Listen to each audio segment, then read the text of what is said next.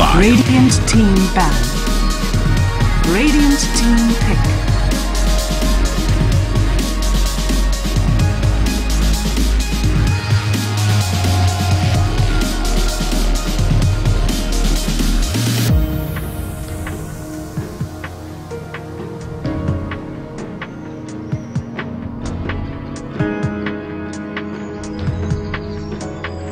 Silencer. Radiant team pick.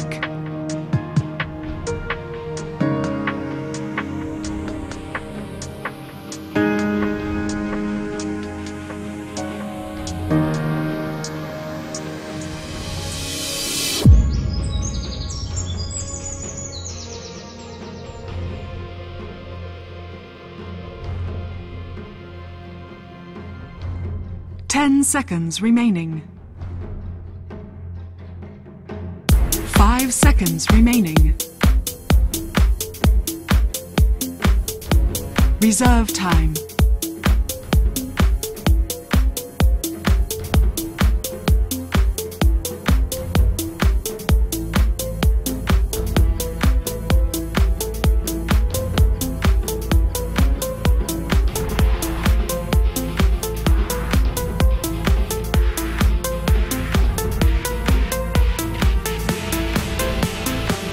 Mirana. Dire team pick.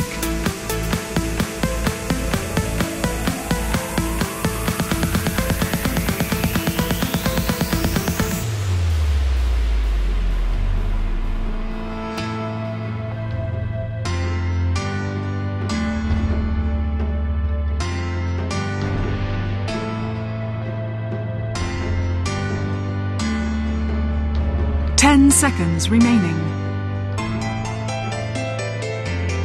5 seconds remaining. Reserve time.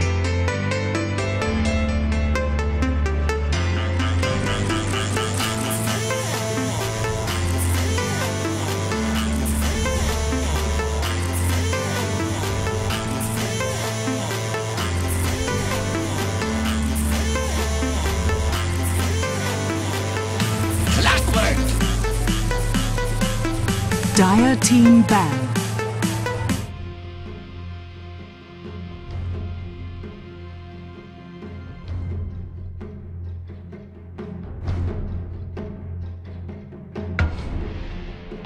AD2L.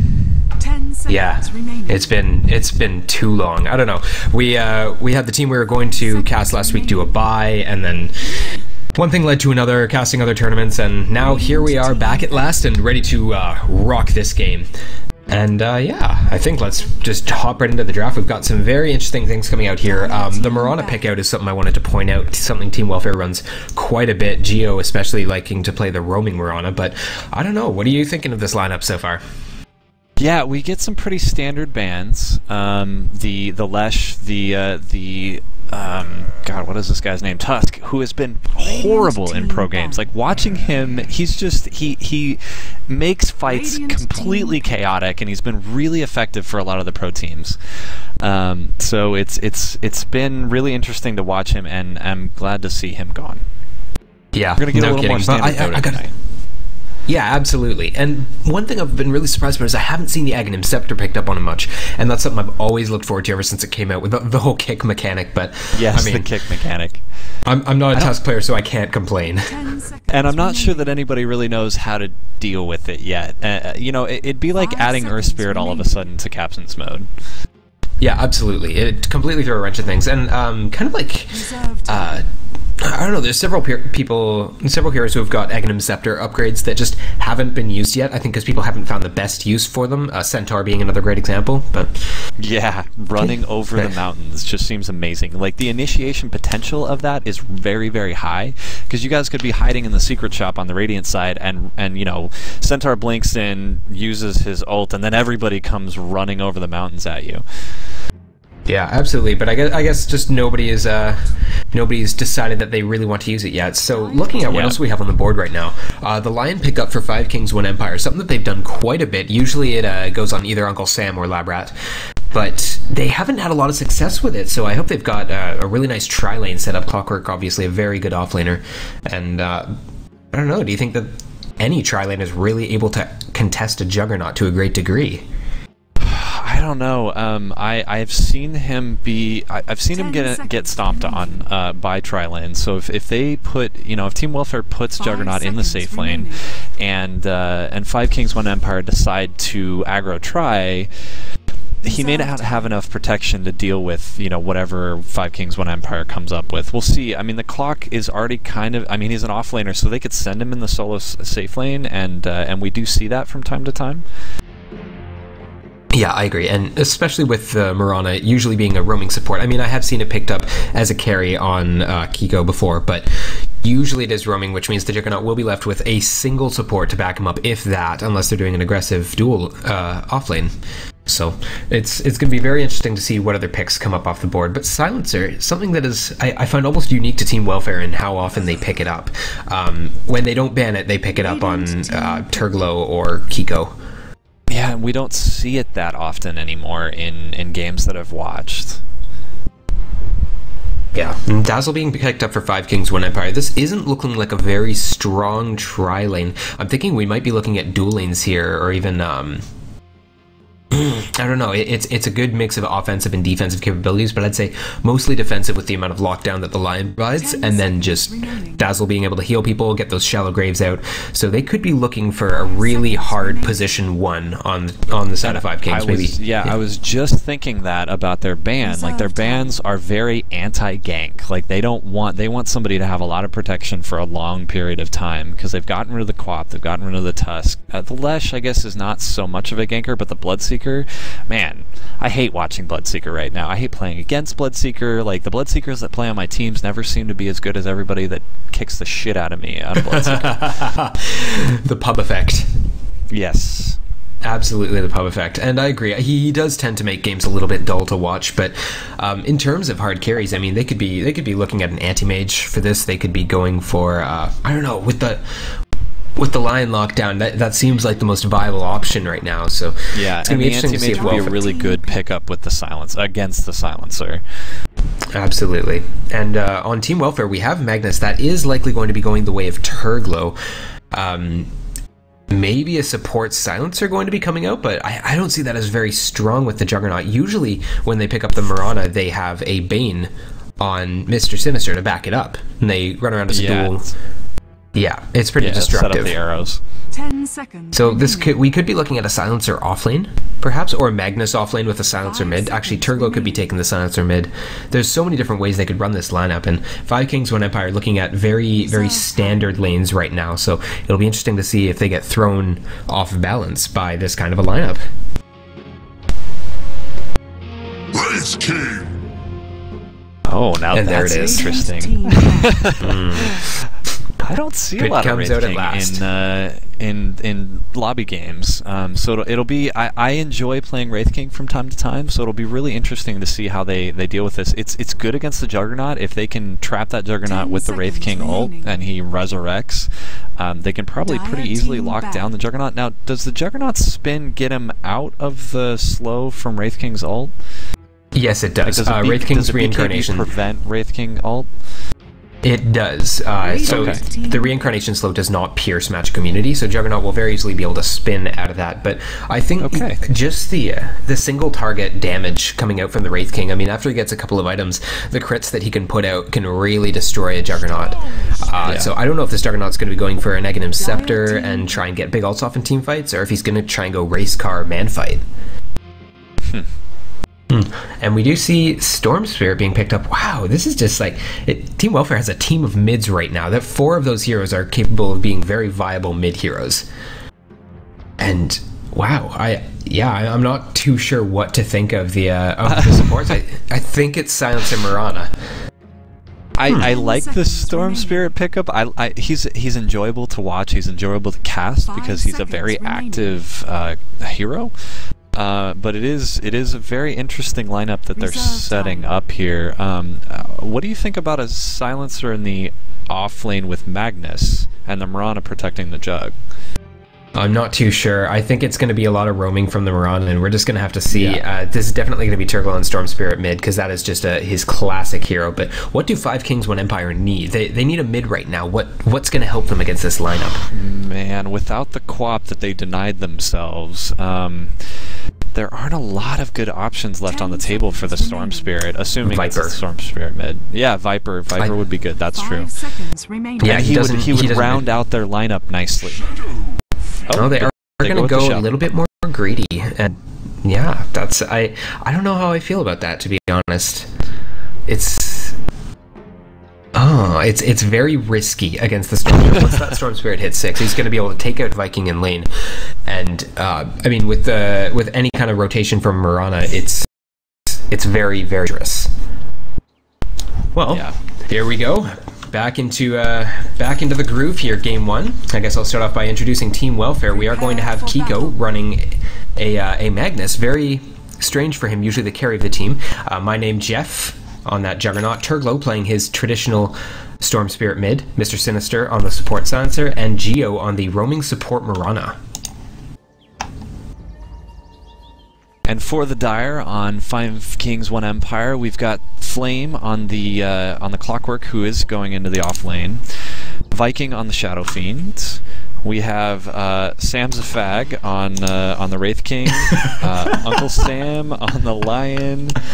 And what is this? Something little Latino on the Dazzle. Oh, I'm looking forward to calling out these names in team fights. This is going to be absolutely fantastic. I guess we could go with Kangaroji? Kangaroji? No, Sam's a fag. That's how it's being said. End of story. Now, we do have quite a nice ward coming out from the Clockwork here. He's going to be preventing the pulls while getting himself a bit of vision. And I don't believe it was scouted by Team Welfare, so it's going to make his offlane a little bit easier. Yeah, and I was just about to ask if he got caught, because their whole team was actually kind of wandering just north of the of that pull camp right there, so they weren't looking to protect it, apparently. No, apparently not. It looks like one rune is going to go to the way of each team, and my name Jeff's going to get a little bit of extra gold off the bat. Now, something I'm wondering is whether or not they're going to try and use the Juggernaut spin to scare off the Clockwork into an arrow, but that's going to be all down to timing. Oh, Sam's a fag. I know, it's really bad, it's homophobic, it's childish. Yeah, well, this is Dota, and we are well accustomed to Dota being awesome, is what I was trying to say there. A community of hatred. A conglomeration of absolute hatred. So we are going to see both teams doing traditional tri-lanes, and this Magnus offlane, I don't think he's going to have a very easy time farming, getting zoned out pretty hard already from the Lion. He did lay a great ward and didn't get caught laying it, so they... Oh, it looks like they will scout it out. Yeah, and it looks like... yeah, Little Latino, knowing the secret ward spot here for this camp, it actually...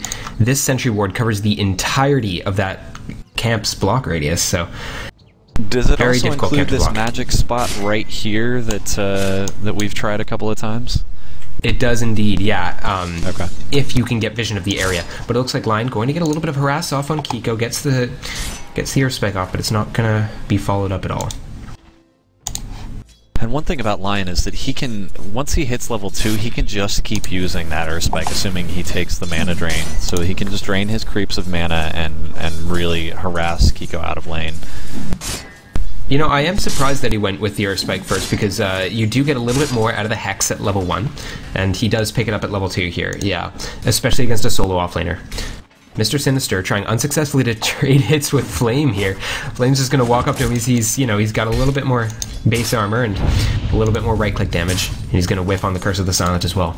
But where my attention is really turning to right now is mid lane. We're seeing people go about even here. Viking sitting on 6 and 2 to Turbo's 5 and 1. And I think it's only going to start going the way of Viking as the game goes on.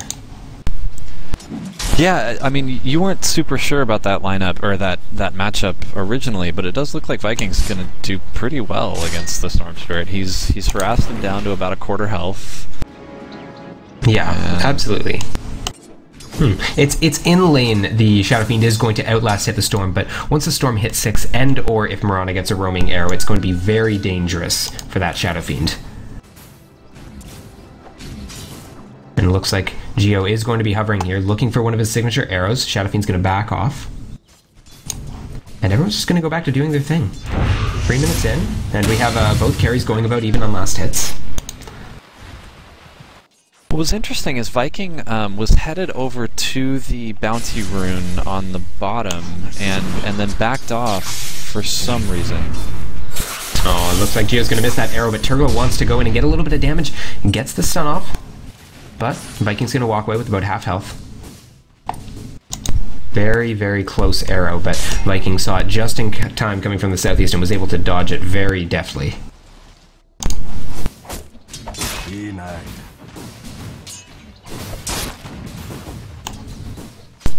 Oh, and somebody's got the coveted Faceless Void Courier. I am very jealous. Or the Faceless Rex Courier. It's actually on sale. It's not that expensive. I thought it was going to be like $200 for this courier, but once it actually hit the market, yeah, it was only like $35. Turglo going to be going hard on Viking here. He gets off the Electric Vortex, and he's going to finish him off with the Overload. Very nice first blood, and that's exactly what Turglo needs to start taking some lane dominance here. Yeah, and I'm surprised Viking went so far up with not full health there. He walked basically right into Turglo, who used his Vortex and just really right-clicked him down. Yeah, I think that he was hoping to get off a couple of races and really bring Turglo down in health, but Viking overestimating the abilities of Shadowfiend at the early levels, and he will pay for it. Turglo's going to pick up a haste rune, and it looks like he's just going to hang on to that for now, because that's another potential kill in the bottle, one might say. In this bottom lane, the Juggernaut is doing pretty well, but he is only at parity for level with the Clockwork, who is about to hit level 5. And yeah, really, and once Clockwork need a lot of... Yeah, go ahead. Yeah, he doesn't need farm at all. Once he gets his level 6, he can pretty much just run around the map ganking. But I don't know, which offlaner do you... Like, obviously Clockwork is sitting a little bit ahead on last hits right now, but I feel like the Magnus, if he's able to pick up that Blink Dagger, is going to have more impact than the Clockwork ultimately in team fights. Yeah, he has not gotten a lot of gold, though. I mean, he's hurting pretty hard for gold. Most importantly, he has just not died, and I think that is his main goal right now. Yeah, but I really think the Clockwork comes out ahead. I feel like his level 6 is more valuable to him with less gold than it is for the Magnus. This is absolutely true, because the Magnus does rely on that Blink Dagger, whereas Clock, all he needs is the experience, and he's ready to go get some kills. And the Clock is doing better. Ultimately, yes. It is a little bit easier to get the farm in the Clock. You can stand back and get rocket kills. But it looks like Geo is going to be looking for another arrow mid. Doesn't realize Shadowfiend is actually rotated up into the jungle, and he's not going to find anything. Looking to get those jungle stacks off, get a little bit of recovery farm, and I don't know, is this going to be a Blink or a Shadowblade game, or would you go Yules or even Mech on the Shadowfiend? Oh, I think it's probably Yules, especially for that Juggernaut. If you can lock him down long enough to keep him from using his Omni Slash, it'll be really important. Just to mention, Geo's only level 2 right now, 2.5. Yeah, and this is not uncommon for a roaming Mirana. Typically, they get their levels once they start picking up kills, and you only really need 1 level in Sacred Arrow to make it worth it. Turglo may be able to hold Viking in place long enough to get a solid arrow off, but it's going to be tough, for sure. Magnus getting a little bit of harass off on Sam's a Fag, but Sam's a Fag will be able to walk away from this harassment. And pretty much, he's about level 6. He's just turned level 5, so he doesn't quite have his reincarnation. And Magnus is only level 4. He's really hurting in this off lane. Kiko's having a hard time. He's getting harassed quite a bit, trying to pull his lane back with this stack that the Dazzle gave to him. Although, it's interesting to note, Dazzle is also only level 2 at this point. Both heroes having great value points in their skills, and Shadowfiend has actually sat in jungle for like almost 2 minutes here and got triple stacks. He was doing double stacks at the same time. Very interesting. Wow. Yeah, he will be able to get that recovery farm. And he is one of the better flash farmers in the game. Like, he can go into the jungle and really eat through... Oh, that was well played. Used his double damage to deny the siege creep from the Shadow Storm Spirit. Small victories. Yeah. Yeah, and yeah, no, I agree. He is one of the best flash farmers, especially when you're talking about efficiency. Kiko going to be caught out here. Lion is going to get the Earth Spike off. Hex to follow. No, he's actually gonna take a lot of damage from the neutral creeps, and Kiko's just gonna be able to walk away from that. That could have been a setup for a kill if Wraith King had rotated in and he'd gotten the Hex off, but I guess better heads are gonna prevail this time. Kiko did run around this tree to break line of sight on the mana drain, so it's possible that he messed up the Hex too, like the Lion, Uncle Sam thought he had the Hex kind of preloaded and it didn't fire off because he broke line of sight. Could have been, yeah. And we see Dazzle with an Invis here, level 2 Invis Dazzle, as you know, very, very dangerous, especially 8 minutes into the game. We're going to see if he's going to be able to get a solo kill off on Kiko, but Kiko, his spidey senses are telling him danger is nearby. And Shadow Fiend is going to take too. Oh, yep. And Shadow Fiend's going to take both of those camps, and he's gonna polish off his treads with 500 gold in the pocket, rotate back towards mid, where Turglow is doing some damage to that tier 1. Pretty impressive. Or not right-clicking hero. So it looks like Kiko might have spotted out this large stack that they've got in that camp on the dire side. Oh, definitely. Yeah, that's going to be free food if you can get a couple of spare shockwaves off, but that is asking a lot of an offlaner. I mean, he does have his... Yeah. He didn't go bottle even, so he doesn't have the mana regen he needs to really farm that, unfortunately. Yeah.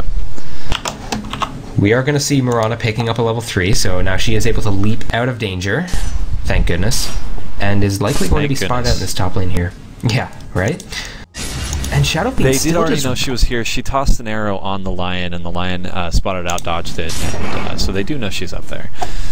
Absolutely. Well, in that case, I think the Wraith King is going to get a little bit of safety, extra tension from the little Latino. Oh my god, there's so many long names on this team. I'm not going to be able to keep up in team fights, so I apologize to our viewers in advance. I'm probably just going to be referring to hero names once things break out.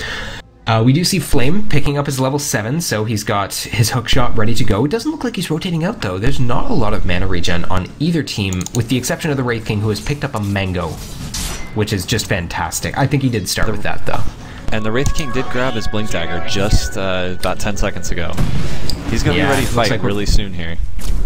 Geo getting off a 5-second stun on Viking in the river, but unfortunately there's just no damage to follow it up. Kiko doesn't have his ultimate yet, so he's not going to be able to get that sweet, sweet reverse polarity. And Flame is going to get a wicked hook onto Geo, and he's going to be trapped in the cogs. Battery Assault is just going to slowly bring him down, and he dies to the right click.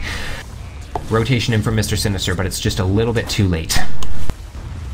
In the meantime, the Juggernaut is being left alone. He has his, my name is Jeff, has his Morbid Mask, or Mask of Madness. The Shadow Fiend Viking went with a Morbid Mask. I guess that's going to build into a Helm of the Dominator and then maybe a Satanic later game?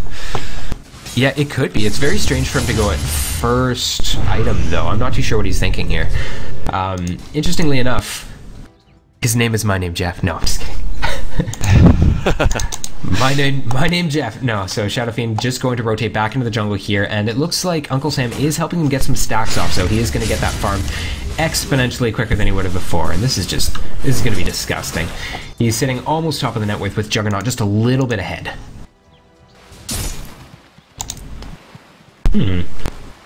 Kiko has hit 6 now, and he starts to harass Sam's a fag. Oh man, that's terrible. starts to harass You just feel like a bad person saying it. I feel like a bad person saying it. And you know, if I were this Wraith King, I might actually let Kiko kill me, like get a stun off and really go hard on Kiko to let him kill me, and maybe even kill Kiko. Like at least get him out of lane so that he's not earning any experience, because he's only level 6. Yeah, that is a possibility, but they can't afford to give any money up to this Magnus in the idea that he might get an earlier Blink Dagger. So on the off chance he escapes with a good skewer over a ledge, things could turn sour. He does have a ways to go. He's about 1,800 gold off of his Blink Dagger if he goes straight to it from getting his brown boots. Look at we have a couple of creeps that are just going straight for the throne here. Oh, creepy, no, don't do it! Oh, it's too late. They fell. They died for their sins. They just wanted to commit suicide. Absolutely. We do see Juggernaut going like toe-to-toe with Samzafag right now for farm. Samzafag getting a little bit low on health, but does have that reincarnation just in case. And Kiko's just going to back off. He knows that if he gets caught by that stun, it's pretty much game over for him. Meanwhile, Mr. Sinister rotating towards the mid lane again, really wanting to get this pick off on Viking. And I'm surprised they haven't gone for it yet. Turklo at full mana with a haster, and it looks like this is going to be it right here. Oh, this is it. The global silence comes out, and Turklo zips right in, gets the electric vortex. Overload doing huge amounts of damage. He's going to zip right past, and looks like Viking's going to actually walk away with quite a bit of health there. He did get hit with a Curse of the Silent, and it took a fair bit of his life away. Turklo might have been looking to perhaps pick up some of these camp stacks. Oh, yeah, he could be. I mean, yeah, another Turklo being another really good jungle farmer, and he does catch out Uncle Sam here, and he's just going to die to overload damage, just doing tons. You know, when you have a level 11 Storm Spirit, that is pretty much the time you have to go and start fighting. Samzafag's going to catch him out here, but Turklo's just going to be able to zip right over the cliff and say, "See you later, buddy. I'm going to walk home." During that gank, it looks like My Name is Jeff, or My Name Jeff. My Name Jeff might have nearly got killed by the Clockwork and Dazzle. He was very, very low on health, limping back to his jungle to regen some health from his mask.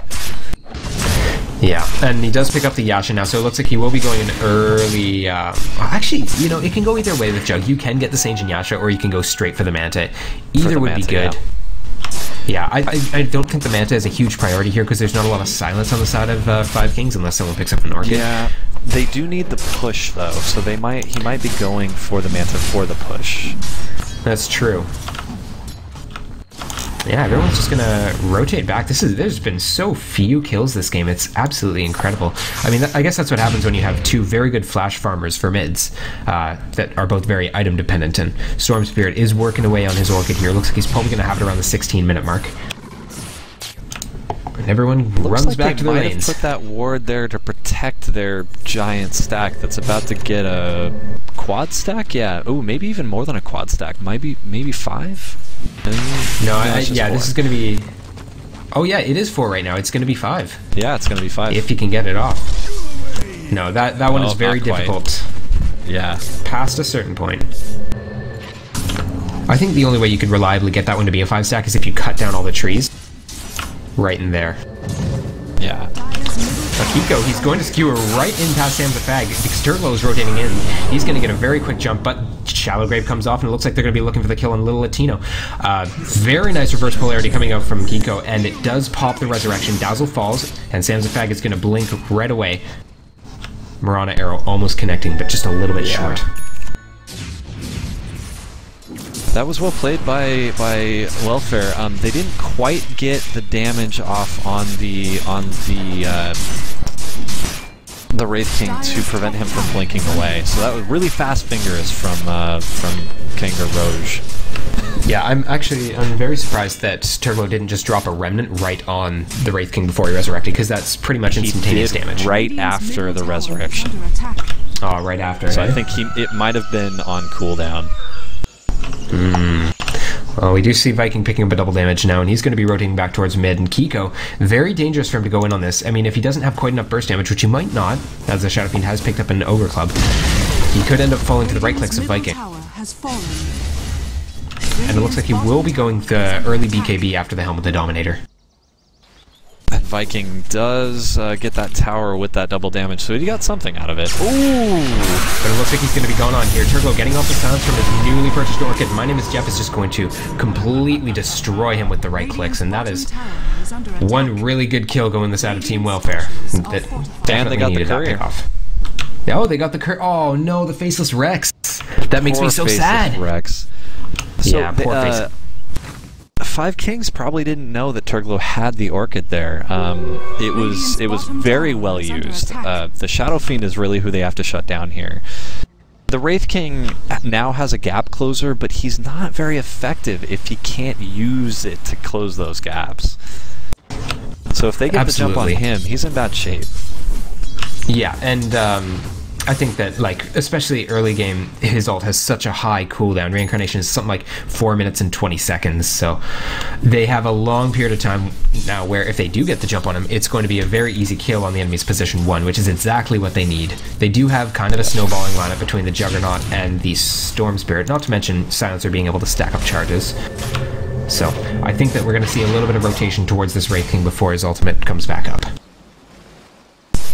Viking, despite the death, is doing a very, very good job of farm. He's going to start pressuring this tier 2 tower. Yeah, he is almost keeping up with the Juggernaut for farm, and he has had a little bit of help Dazzle, stacking all those jungle camps. And look at this. I think every player on the side of 5 Kings knows how to double stack. Yes, and they've been doing a great job of keeping the jungle stacked. Viking could very quickly get ahead of the Juggernaut with these stacks. Okay, Sam's Fag going to be taking the last word here, but there will be enough room for him to just disengage by walking away, and Team Welfare is going to be happy to just take this tier 1 top and saying, thanks for the tower. You guys stay back there. We'll handle this. Meanwhile, down bottom, Clock's getting a little bit of me time. He picks up that Rope of the Magi, so as soon as the courier comes his way, he will have that Blade Mill. Homing in. And Viking getting dangerously close to that BKB, and I think that's really when they're going to start wanting to take fights. It'll make the Storm Spirit moot. If he pops it quickly enough, or even after the Vortex, can still get a lot out of it. Yep. He's been doing a great job of farming it up. He is going to have to walk back because Faceless Rex is dead. Oh, sad day. But at the same time, I feel like there's so much disengage on the side of Team Welfare. Like, if the BKB does get popped... Oh, and there it is. The 5-second arrow comes out from Geo, and they're just going to be able to right-click down Viking. But Turglow, he's getting really low, and the Moonlight Shadow comes out, but it's a little bit too late, and he will fall to the Earth Spike. Mr. Sinister's caught in the cogs. He will get turned into a fish, but the Invis is going to come out. It looks like they have a little bit of vision here. They pop down the sentry, and he's going to fall to the Battery Assault. A 2-for-1. Is that worth it? I do. I feel like if they can shut this Shadow Fiend down, I mean, look at how far ahead on the net worth chart he is. He's got 1,000 more than the Wraith King, and he's pretty far ahead of the Storm Spirit right now. Yep. Absolutely. Storm Spirit dying, it sucks, but I think Welfare will be happy with that engagement. Yeah. And it looks like Wraith King very close to his BKB as well. He's about 300 off. This is just a BKB team right here, which again I think is bad. I was going to say because Welfare has so much disengage. I mean, they can always reverse polarity the whole team and push them away. They can ult from Silencer, get the global silence going, pierces the BKB, and Storm Spirit can really just zip in there and bait them out and then zip away. It does make it hard. I mean, despite their disengagement, it makes it hard for them to get pickoffs easily. Yeah, for sure. And Storm Spirit picking up a Void Stone here. Now, what is he doing after the Orc of Malevolence? Obviously, he's not going for the Bloodstone. Meanwhile, Clockwork is going to pick off a kill on Mr. Sinister. He's going to fall to the Battery Assault, like so many others. You were right about the Jug. He went S and Y. I think it really gives him that early damage and tankiness that he needs to start fighting before 5 Kings is ready. And I'm expecting the Storm Spirit to pick up a Bloodstone. Yeah, Bloodstone, you think? Well, I don't know. This Void Stone is Void Stone a component of it? That's a good question. He might be going Yules. Yules, or he could just be going straight up Sheep Stick. That might be a good idea too. Early Sheep Stick. Far enough ahead to go that quickly? Oh, you know what it might be? It might be a Lincoln's. That's probably a really good idea against the Lion, especially because Lion's Blink Hex is the one thing that really shuts down Storm. So Lincoln's is going to protect him from that. And the Finger, because the Finger eats through Storm Spirit's health. This is true. And Turbo going to get a little bit cocky here, get some overload damage off on Viking, but he's going to just zip away. Both teams kind of posturing around mid here. We might see a little bit of a clash. And smoke up.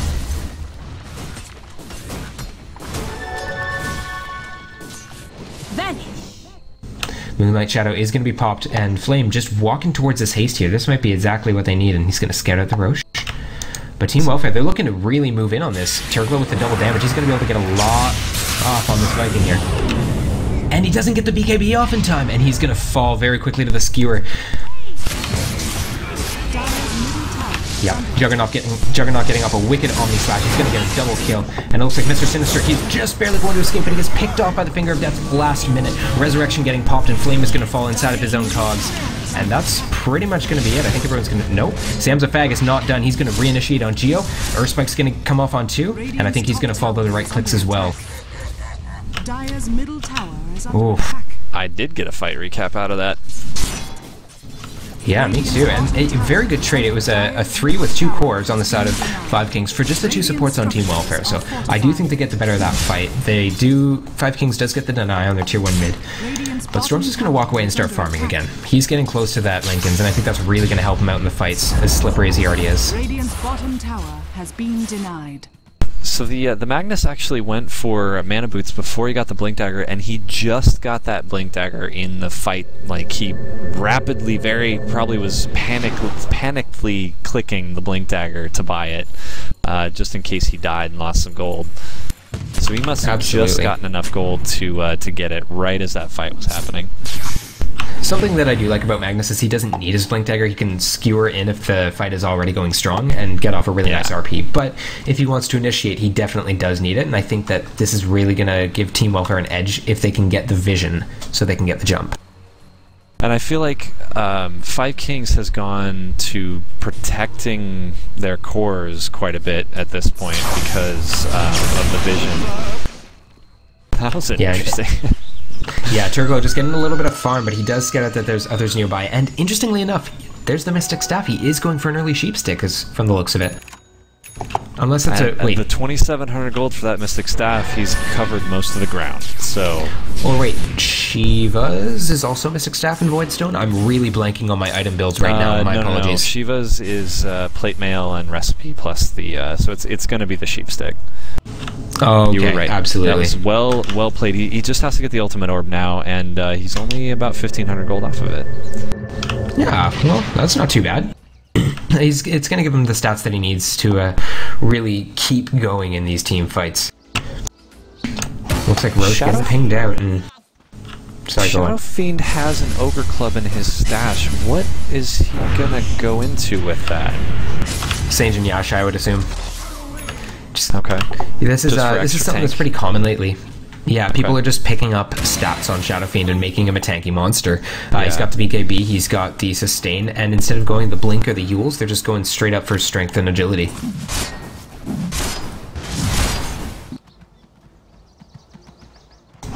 Everyone's just going to go back to farming. This is a pretty low-key game so far. No one's really posturing too much around Roche. It's not a highly... I mean, neither team really has a great Roshing lineup. Wraith King, you could argue, is pretty good, but not tons of physical DPS. And the Clockwork Flame picked up a Mystic or a Staff of Wizardry. Is that going to go into an Axe? Is the Axe upgrade that good for Clock? Oh, very good. Going from a 60-second cooldown to a 12-second cooldown on that hook. Wow, just fantastic. Yeah, and Blink Dagger has also been picked up online. I'm not too sure when that happened, but so they have the initiation, and since Storm isn't going for that Linken's, it's going to be pretty strong if they can catch Turglow off guard. Yeah. Now, let's talk about the late game. It seems like both teams are pretty dedicated to farming at this point. If this goes late enough, who gets the advantage in the late game? They've been shutting down the Shadow Fiend pretty well, but he's still been getting quite a bit of farm, and Turglow just picked up an invisibility rune while they were smoked, so they may know that they don't have any vision here. Yeah, this is also true, and it's also really good because if your smoke pops, you're still invisible and your team knows. But I think Shadow Fiend's sixth sense is just it's tingling here, and he backs off just in the nick of time. Lion might be caught out of position here. He does get scouted by Kiko. And he does have the blink. He's going to get the RP on Sam's Fag as well. The Marana arrow is going to come in and always connects on Flame. Turglow zips in, and very quick finish off of Uncle Sam by the Magnus. Sam's Fag gets the reincarnation, and BKB comes out, but he can't get enough physical DPS. They don't have the reveal. Viking going to get a huge Requiem of Souls, and my name is Jeff, falling to the right click of Sam's Fag. Clock, going to hook shot in there. He's going to fall right as the Marana does as well, and there might be a little bit of a disengage here. Sam's Fag walked away from that after having rezzed with so little health. He's just very lucky to be alive right now. And something you always tell me is that if teams get away with very little health, they've won the engagement. And they picked off Turglow on the back end, like while we were watching the big fight happening with the Shadow Fiend. I'm not sure who killed him, but he died where I was not looking. Yeah, he died to the clockwork. It was a very good initiation by Flame. He just went right into the thick of it, and I think he caught 2 heroes in those cogs, so well played by him. Big shout out, and I think he has been one of the driving forces of the team fights that have been going the way of 5Kings. There is going to be a Roche here, and this is going to be largely uncontested. I mean, Team Welfare does have vision that this is going on, but there's nothing they can do without their 2 strongest cores, and I think this is going to be an Aegis on likely the Shadow Fiend, who, yeah, has got the Sage now, so that tankiness is really doing him well in these team fights. It's so funny, most of the time he's very, very tanky. Yeah, absolutely, and I think that really works in his favor because he has the damage built into his abilities, so all he has to build for the first little while is tankiness. Turglow also getting a nice pick off on the Dazzle there, popping that Orchid. No chance to Shallow Grave, my friend. Yep, Turglow Storm Spirit is very much able to ball out of control, but I mean, if the Wraith King and the Shadow Fiend get tanky enough, I mean, Storm Spirit's damage output can only be so much because Overload does not scale.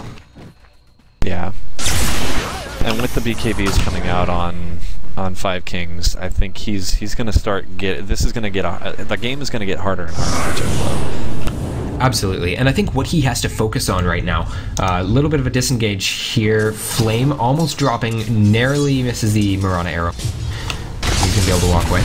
But Uncle Sam, he wants to blink right in and Finger of Death right on top of Mr. Sinister, and that is a dead silencer.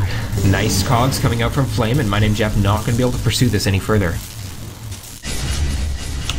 I think that Turglow's main objective, once this gets, like, now and going forward, is to pick off the supports in the back lane. He's no longer able to take down the tanky Wraith King or the Shadow Fiend. He Orchids the Dazzle and takes out the Shallow Grave from behind. He gets rid of Lion's ability to lock down multiple people in team fights, and that's got to be his objective. Yeah, and Uncle Sam's been doing a lot of fight control. He's been controlling from the edges of the fight, making sure that the Wraith King and the Shadow Fiend can get in there and really wreck. Absolutely, and positioning is so important online, so I've been very impressed by Uncle Sam's ability to just hover around the edge and honestly not die too much. He's only got 3 deaths, and by this point, if I'm playing Lion, I've got like 12 or 13. Yeah.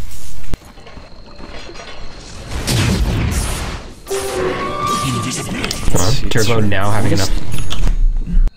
Go ahead. I was going to say, what is he waiting for? Oh, okay, he just got 2300.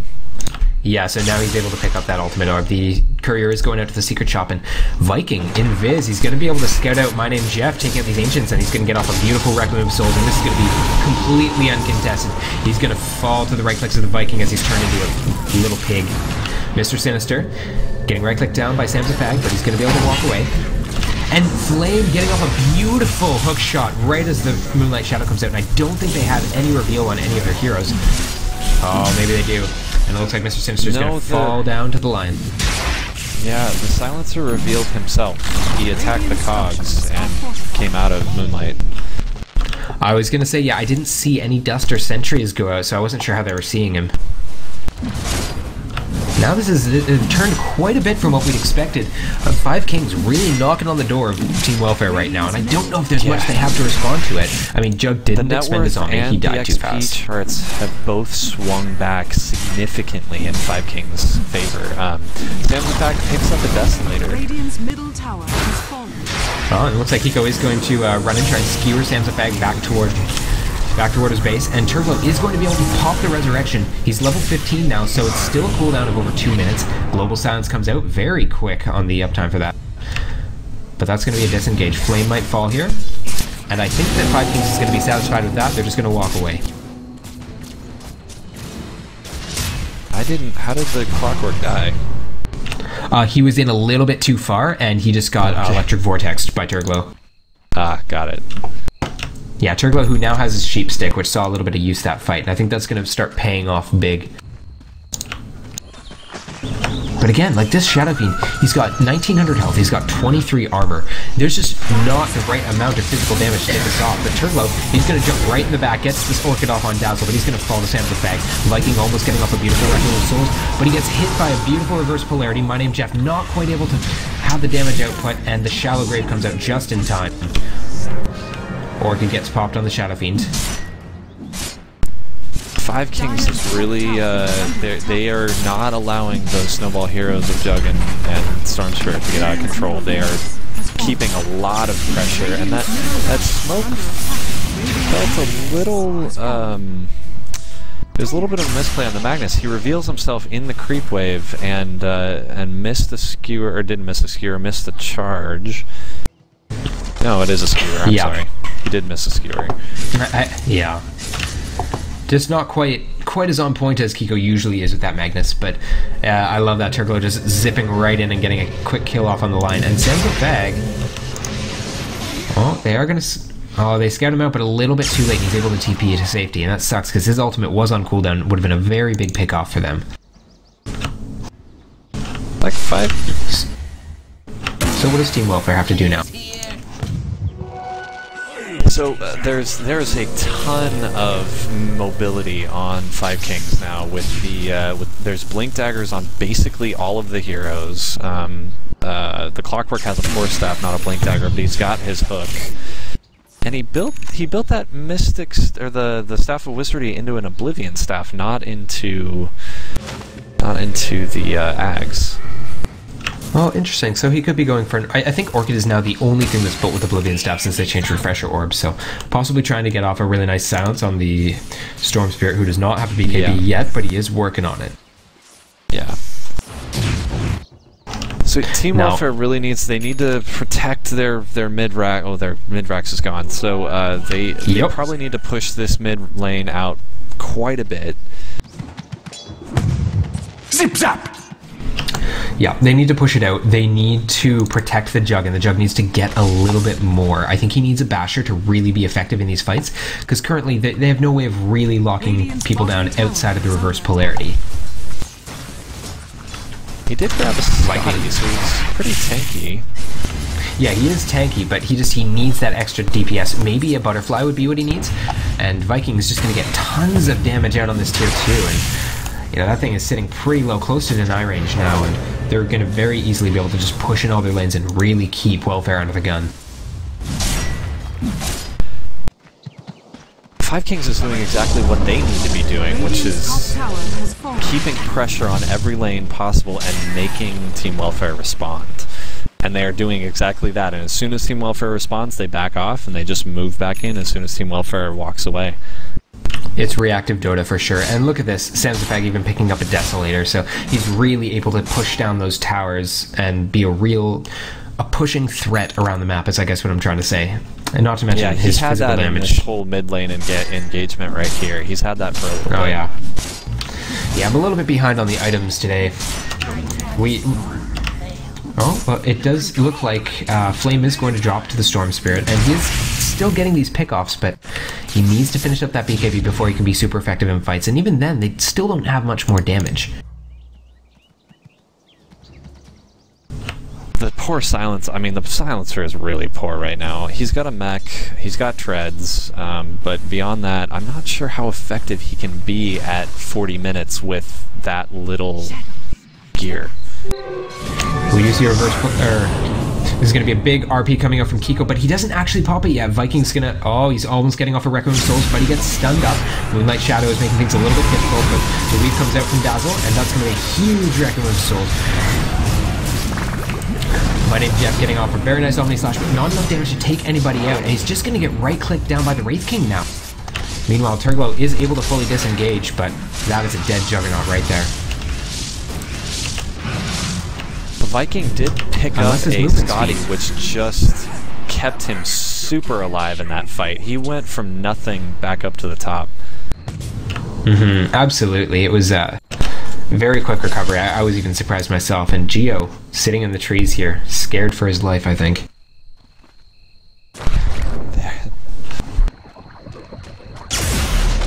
Light! Radiant's bottom tower is under attack. I really don't know if there's much that Welfare can do. It's kind of 5Kings game to lose at this point. They're so far ahead. You know, the net worth graph has swung very far in their favor.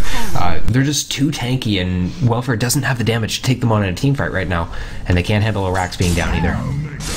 Geo's going to fall very quickly to the Shadow Fiend there. He just has to blink in, and a couple of right clicks later, dead heroes.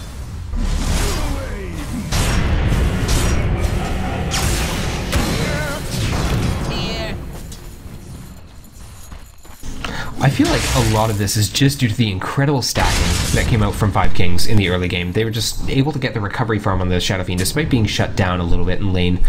And now his net worth is skyrocketed. Really far ahead. And he's working on a data list, it looks like. He's got a Chrysalis in his stash. Yeah, and I honestly, even though he's doing very well, I'm still not sure I agree with the early Helm of the Dominator pickup. I don't feel he had enough damage in the early game to really make good use of it, but that's just my opinion. It paid off. It ended up paying off quite a bit. But yes, I in think the end, having a Satanic is really good. It's an odd pickup that early. I'm surprised he didn't go for the SNY first. The SNY or the early BKB, which is something else we see against teams that have a lot of lockdown. And it's funny how, okay, now big RP coming out from Kiko, followed up by a 5-second arrow from Geo, and a big Omni Slash coming out on Viking, but it transfers to someone else, and it's not quite enough. Oh, he will fall, and Storm Spirit will be able to pick off the Dazzle in the end. They're low, jumping around the map here, but he is going to get hex placed with Uncle Sam, who is probably not going to be able to escape here. He does get last worded. Kiko coming in, and he gets connected by the arrow from Geo. That's a dead lion right there. And these are the kind of team fights that Welfare needs to take. However, Sam's a fag. Look at this bottom tower. Yeah, he took about a quarter of its health off just by walking up and hitting it twice. Yeah, that's dangerous. See, he wasn't even in that engagement, and I think that's why it went so well for Welfare. But really, what's Welfare going to get off of this team fight? They can't go and take a Rax. They don't have the pushing power. Not at the moment. I think ultimately, I don't want to say that 5Kings got the better of that engagement, but it really did feel like it. They didn't kill anybody in that engagement, though, did they? No, they didn't, but just getting that tower, like getting the tower damage, they're moving towards the second Rax, and that will completely close out the game. Team Welfare's gonna commit to this mid tier 2. They want something, they want an objective out of it, and I'm not sure that they can get it. Wow. Yeah, and Turbo's going to spot out Sam's a fag, and he's going to get a nice zip over, gets the Orchid off, but he does still have his Resurrection up, and I think that's going to be the turning point here. They're focusing down the tank, and that's really not who they need to be spending their resources on. RP up in 3 seconds, and they will back off. Wait for a better engagement.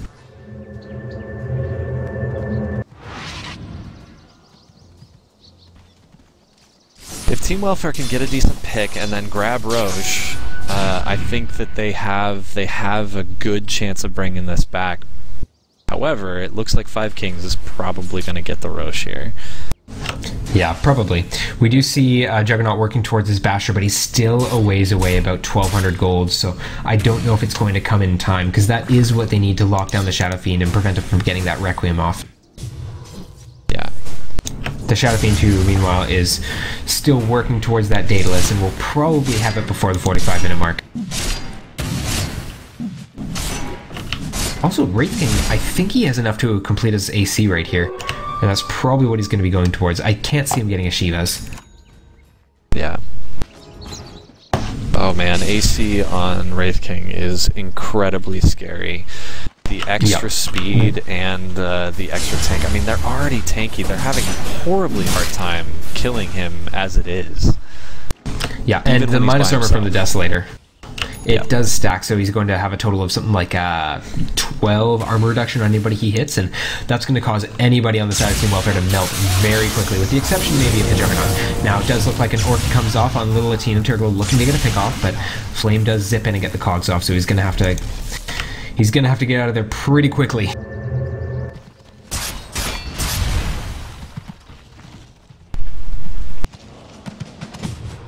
We go back to 5K taking the Roche.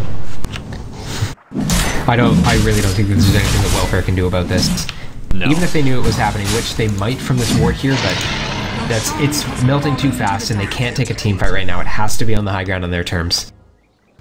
I think this right here is 5Kings' game to lose. Like, if they can't push another Rax with this Roche, they will be in pretty bad shape.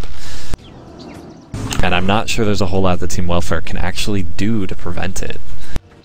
Yeah, have to be a absolutely. really good initiation from Kiko, who looks like he's building into a the refresher. Is it? Oh, okay.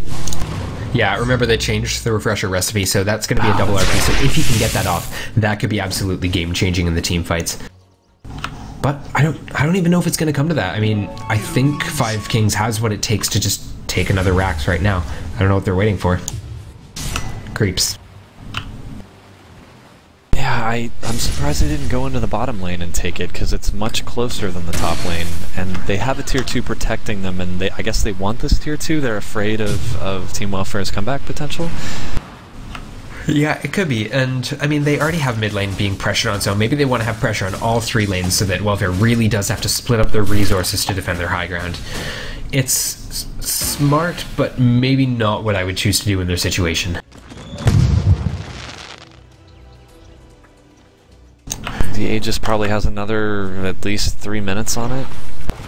Yeah, and they're going to easily take this tier 2. Turglo's not even TPing back. He knows that he can't do anything about this. He's just going to have to defend at high ground. They're saying, sack the tower. Radiant's top tower Sack the has tower, fallen. try and get some damage mid. Dire's middle tower is under attack. Interesting, though. There's no wards on the high ground. I thought that was one of the first things 5Kings would have done. When you take an early Rax, you get a ward up there, you have so much intel. But it looks like they're not even going to need it. They're just going to walk up and start hitting this tower. They do draw out the Fortify, and oh, it looks like Viking is just going to blink away from that Mirana arrow.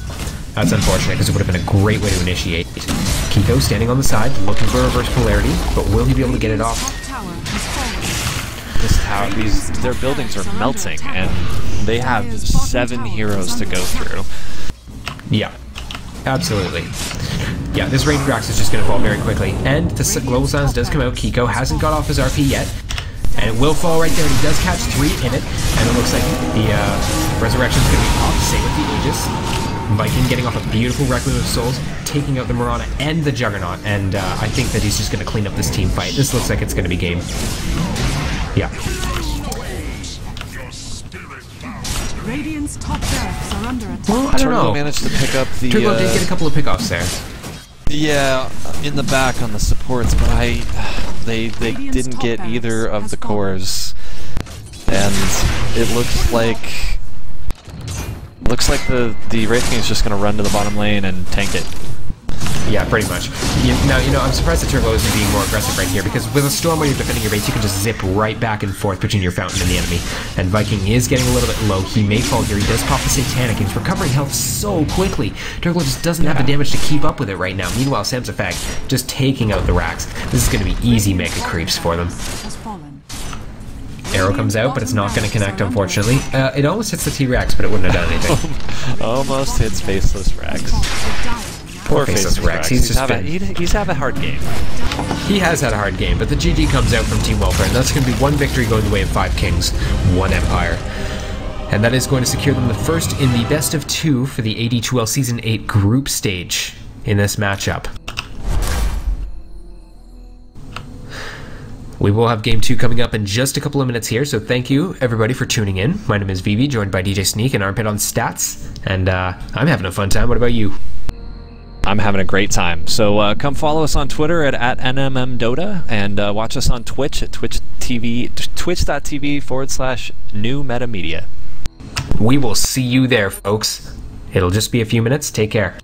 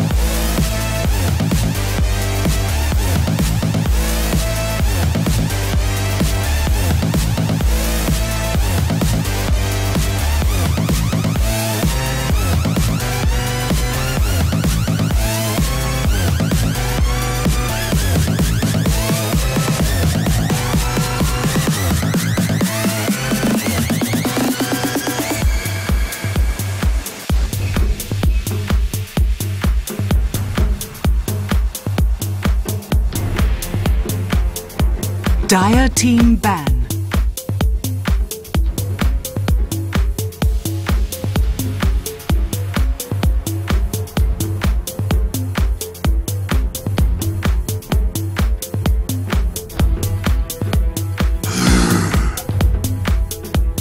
Radiant team ban.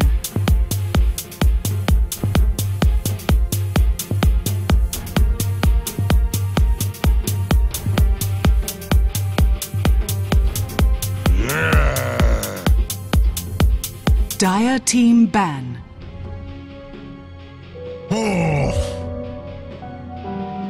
Radiant team ban.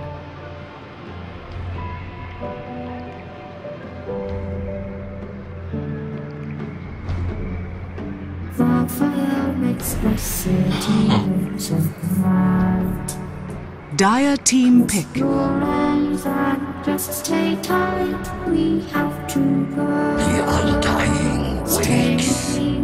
Radiant team pick. Don't worry, just believe me. This journey will relieve us. Stay with me while we leave. Stay with me while we leave. Don't worry, just believe me. This journey will relieve us. Stay with me. 10 seconds remaining. Radiant team pick.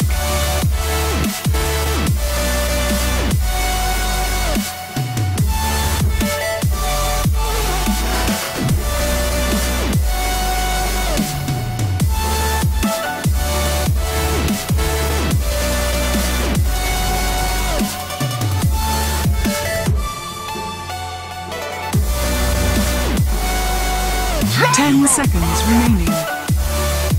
Dire team pick.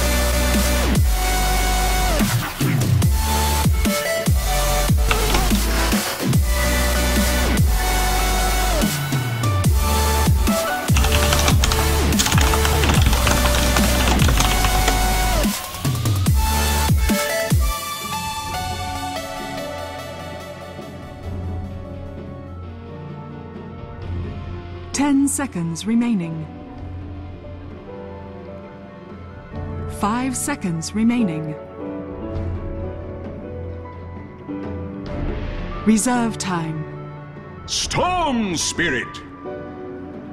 Dire team ban. Hello everybody, welcome to the Amateur Dota 2 League Season 8 Group Stage, Team Welfare versus 5 Kings. This is Game 2, with 5 Kings taking a very solid victory in Game 1. I am Vivi, joined by Armpit and DJ Sneak. DJ Sneak, how you doing today? I'm great. Ready for another game. Yeah, so let's talk about that last game a little bit. I feel like Team Welfare had a very strong early game. You know, they had the Storm getting some pickoffs on the Shadow Fiend mid, they had Juggernaut doing very well in his lane, and even Kiko on that Magnus being able to, you know, get the experience and some of the farm that he needed top lane. But things started to fall apart due to how much farm they couldn't deny 5 Kings. I think you can speak to that at all. Yeah, the stacking was incredible on 5 Kings. You don't see many amateur teams doing that much stacking. You know, it seemed like Shadow Fiend always had something to go and eat in the jungle that was bigger than just a single stack.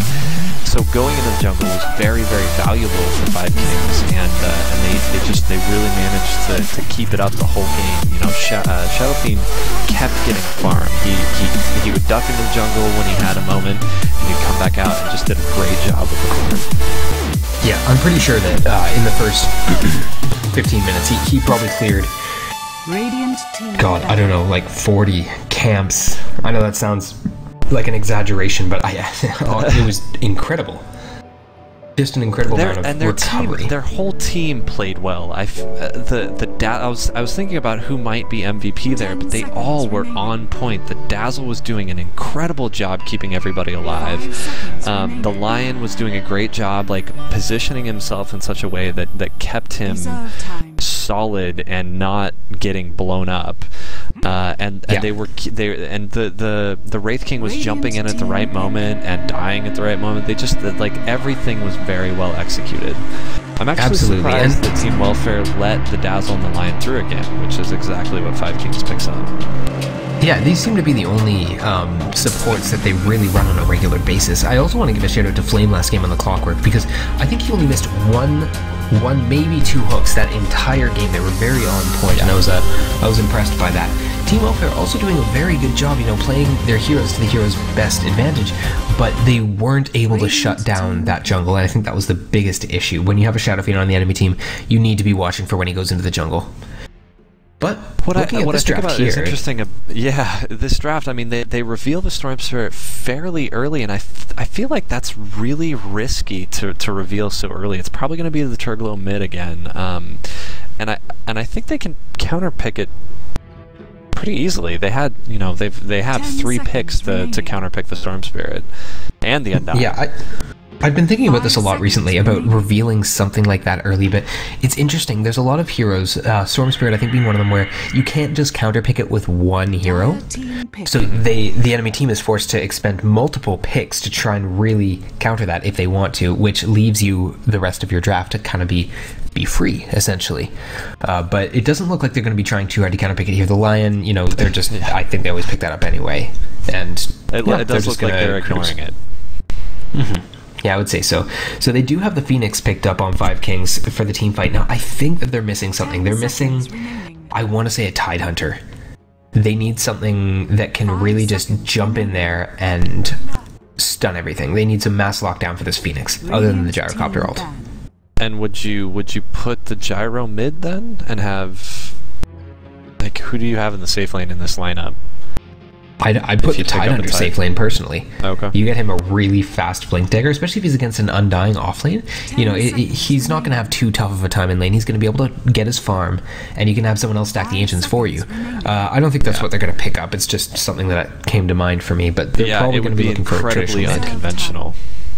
Yeah, absolutely. And so Team Welfare's banned out the Shadow Fiend, so I mean, what else is there? They've run the Viper a fair amount of times, so maybe that's what they're going to be going for.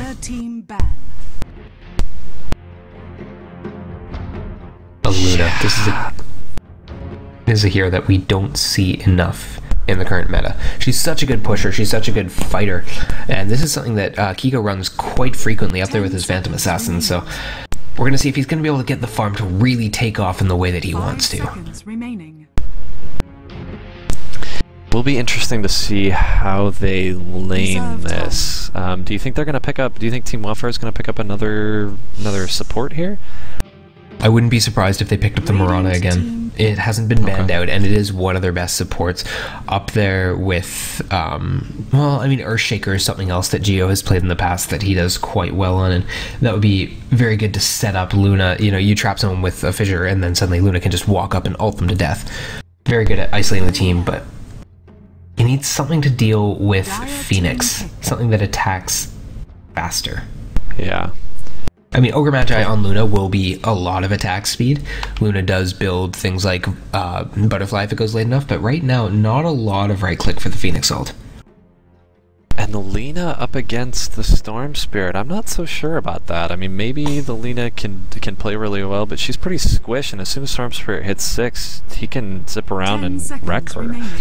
Yeah, he can absolutely dodge the Light Strike Array. I think that Lina is going to rely on some rotations from the Lion because, I mean, Earth Spike and Hex both set up Light Strike Array beautifully, and Storm Spirit does have Lina does have a BKB piercing ult if she gets that eggs, and I think that's going to be huge against both the Storm and the Luna late game. Yes. And they have 5K right now has a ton of burst damage. If they can keep somebody in Gyrocopter's ult, Lina, Lion, and Gyrocopter will wreck the whole team together. Oh, and Team Welfare will be picking up the Tusk. We were talking last game about how this is a hero that is getting picked up quite frequently and can just turn fights into absolute chaos. And, this is not a bad idea against the Phoenix, because what's the alternative to attacking a Phoenix egg down? The alternative is, as soon as a Phoenix egg is about to pop, everyone getting the snowball. Prepare for battle. Yeah. With the draft finished, may as well go and introduce the teams. On the side of 5K, we do have Uncle Sam on his signature Lion, and once again, we do have Little Latino on his Dazzle. This has worked out well for them in the past. Their offlaner, Flame, is going to be playing with Phoenix. We're going to see Viking playing that Lena mid. And Sam's a fag. Their carry, picking up that gyrocopter. Looks like we have a little bit of a disconnect from the Lion. So on the team, on the side of the Dire for Team Welfare, we have Turglow on his signature Storm Spirit, exclamation point on the Luna. Sinister is going to grab the offlane Undying, and Kiko will be on the Tusk. And Geo is going to grab the support Ogre Magi with a pretty sweet looking set. I like that set a lot. Yes, indeed. Now, exclamation. Who's exclamation point? Who was their fifth player? No, wait, Geo, Kiko, Turglow. Yeah, I think Armpit was saying that that's Geo. Wait. No, Geo's on the Ogre. He said the name and I can't remember. Oh, his name man, keeps it's changing sleeping me in the now. lobby. There's something wrong with it. Fair enough. Oh, wait, no, not Turglow. Damn it. Well, my brain has turned to mush. We'll be waiting at this pause as Lion makes his way back into the lobby. Here we go. Okay, now let's talk about lanes. Tusk Undying, aggressive offlane. This is something that was actually picked up today in the TI5 wildcard match, and I think that if they do choose to do an aggressive offlane, like an aggressive dual offlane, Gyro's gonna have a tough time. And terrifying. Like, oh man, Tusk and Undying in a lane against yeah, terrifying. Yep, and we do see the smoke play coming out from Welfare. They are going to look for a kill around the bottom rune, but they're choosing to walk right through, not even loop down and block the camp. They do see Lil Latino, and I think that's going to be the unfortunate target of the first blood. Now, Latino has not leveled anything yet. He still can pick up his Shallow Grave, but chooses not to level anything. Maybe he thinks, you know, it better me than Sam's a fag. I'm gonna remember that. Well, very nice first blood going the way of Geo. One thing I like about, I think a lot of people get a little bit of a misconception about getting supports with the first blood, and something that I've learned in my time playing, if you get your supports some quick gold, it makes your mid game amazing, and even the early game is just really good with a little bit more gold on your supports. You know, like the carries, they will eventually get their gold, and that extra bump from the 0 minute or 1 minute first blood for an extra 100 gold is not going to be as valuable to them as it will be to the supports. Yep, I absolutely agree, and even the bounty rune that comes out, like if you can get a support with a bounty rune and the first blood, they're usually able to pick up their mana boots very quickly and just be experts at zoning and protecting your carry, as you were saying. Now, and one thing I want to say right now, carry that much more effective. It does. Flame watches Relax You're Fine. I can tell you right now because his ward right here, right in the magic spot there. So, very good choice of training videos, Flame. Well played. In fact, I wouldn't be surprised if they watch them as a team. Yeah, the Dire has to spend two sentries to catch out this observer ward. I actually can't see the distance overlay. The sentries do get that observer ward, don't they? The second one that Geo just laid down? I think that's actually going to be just outside. He's not even going to catch it. That sucks. That's unfortunate. And the thing is, like, this observer ward, it doesn't block it at all. Yeah, it's not blocking a camp. Yeah, because the point is you don't want to try and block that top pull camp because it's so easily de-warded, and it's better to just get vision. Sorry, I'm knocking shit over. It's better to just get vision of them when they do pulls and then go and contest. Oh god, there is so much flame salt going on right now. Yep, just a little bit. We're getting some love, I think. Oh, there's a penis on the map. Oh no. Oh, it's ejaculating on someone. That's unfortunate. But yeah, so welfare. Going to get off a nice observer ward here. Now, I disagree with using an observer if you're blocking the camp with this position, because I think you just don't get enough out of the vision. But it does last quite a bit longer, and they're going to be able to stop that gyro from pulling it all, and I think that he's really just going to have a hell of a lane here if they can't pull. And finding it is going to be difficult. It is in a spot that is not super obvious. They're going to have a hard time actually spotting it out unless they put like a sentry. I don't know. Where would you put a sentry? Maybe right here? Just to the left of where Latino is. Like just barely to the left of Lil Latino. And then one over by the magic bush. And you can pretty much cover the whole shebang. One tactic I've actually seen, because when you ward the magic bush, it's so obvious because both camps are blocked. So what I've seen some people doing lately that's really clever is warding just to the right of the magic bush. So you're not blocking the second camp, but they're not going to try and de-ward the magic bush because they know that their other camp isn't blocked. Next level mind games. And then you still get a lot of vision in this part of the jungle, which is crucial for anybody who can flash farm. There's not a lot of. I mean, I guess Lina sort of has some flash farming capability, and Gyro can take camps. Yeah, I mean, look she at this. definitely can. Minute one. We've already got a double stack in this medium camp up here for the Dire. Like they are just the 5K is incredible at keeping their camp stacked. Yep, I absolutely agree, and I think that the supports are the absolute unsung heroes of 5 Kings. They're just making everything happen. Now, Gyro obviously being a very good flash farmer as well. I think that if they can get enough stack.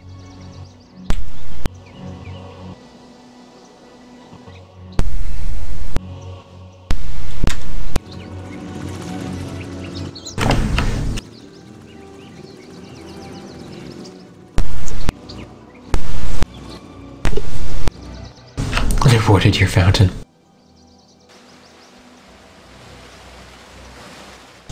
Now, I honestly give all the lane advantage to welfare. I don't want to sound biased because we cast a lot of their games, but with this aggressive dual lane, they are going to give Samsafag quite a time. You've got 2 stuns against a Phoenix who is going to have a rough time if she gets caught mid Icarus dive. And then Lina versus Storm Spirit. Honestly, I give this to Turglow. Yeah, this is kind of scary for this Gyro. Gyro's really squishy early game, and they do spot out the Observer Ward. Yep.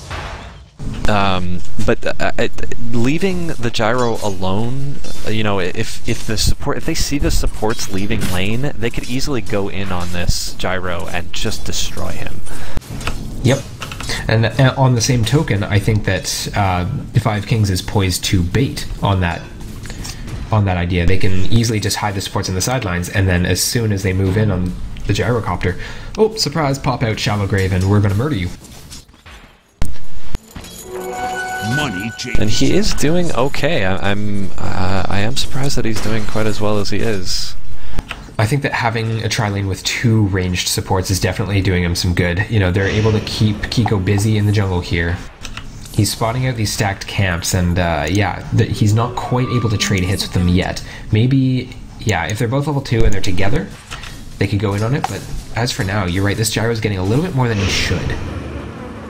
And we missed a kill on the Luna. Phoenix grabs the Luna. I didn't even see the kill on the scoreboard. Like, that would have gone right over my head at this point. Yeah, which is very surprising, but Phoenix able to put out quite a bit of damage over time, especially in the early game. And it looks like they are going to get aggressive on the gyrocopter here. We do see the snowball come out, but I don't think it's going to be enough right now. Mr. Sinister, he's caught out, he's low on health, he's got a homing missile headed right for him. They take down the Tombstone, and what do they have left? Well, never underestimate decay, I guess, and Tusk is just going to right cut the gyrocopter down, and Mr. Sinister is barely going to escape with it. Oh no, he's actually trapped. Those ice shards were they worked double duty. They kept the Dazzle line out, but they kept the Undying in. And Turglow died during that encounter to the Lina with no extra setup. So we just see 5 Kings really proving me wrong here, just taking over this game in all lanes. I mean, yeah, the Gyro did die bottom, but I think that was a good trade. And Turglow's going to fall again. He's just underestimating the power of this Lina, who already has her level 6 3.5 minutes in. And I don't know what Turglow was doing there. He was walking up into, into her vision, hoping to get a remnant off on her, I guess. Yeah, I think so. And he wasn't giving her the respect that she deserved. And I don't mean that from a feminist perspective. All lanes just really going the side of 5 Kings right now, and yeah, that flame on this Phoenix, he's been hitting most of his spirits on both Geo and exclamation point, and yep, they're going to do a little bit of damage to him here, but he is saving the Icarus dive, and he can get out very easily. Tusk, snowball right in, but now he's caught out of position. He will get the ice shards off, and Flame is trapped. I'm surprised they didn't commit for him there, but he is just going to walk away. He is low on health, though. Kiko was taking a ton of tower damage there, and the Phoenix probably could have gotten a kill off. Like Flame probably could have gotten a kill for the trade, and it would have really hurt Kiko. Flame could have really burned the Tusk. Is that what you're saying? Oh, he could have burned him. We do see Undying getting some decays off on Sam's Fag. He's going to get a little bit of harass, and I think he should be getting just even more aggressive right now. This Gyro is sitting on less than 500 max health with 2 decays stacked on top of him. Just a sad day. And I think Sinister's probably playing a little more passively because he doesn't know where the supports are. They did just see him lay down that ward. Absolutely, it's getting pinged out. And again, this is just... Yeah, amazing support play from the side of 5 Kings. I think they are setting up this entire game. Not to mention, I think Turglow, he might be a little bit choked after last game, so not playing to his full effectiveness here. And he's just taking harass and harass from Viking, who's level 7 now. He's got to be really careful. Oh my god, yeah. This is the exact skill build even that is... yeah, I think that 5 Kings watches Relax You're Fine as a team. I gotta say. Alina, if she can... he needs the snowball for protection here, but no, it's not going to come soon enough. And Kiko, he is going to trap Viking in the ice shards, but is it going to be enough? She may be able to walk away from this. She has that early point of Fiery Soul. It's giving her that move speed she needs. Yep. 420 movement speed. And Phoenix is picking up a kill on the Luna top at the same time. Just damage coming out everywhere. Team Welfare does seem to be on the back foot here. They are making some positional mistakes. Turglow, where is he going? Oh, Turglow just really slowed down by those fire spirits, and now he doesn't have any mana to get out. I think this is going to be a death for him. Yep, there's no way he can walk away from this, and this is going to be a killing spree going the way of Flame. And the Tombstone comes out, but it's too late. Their timing is off. They want so badly to defend their honor in this tournament, and it's just not happening.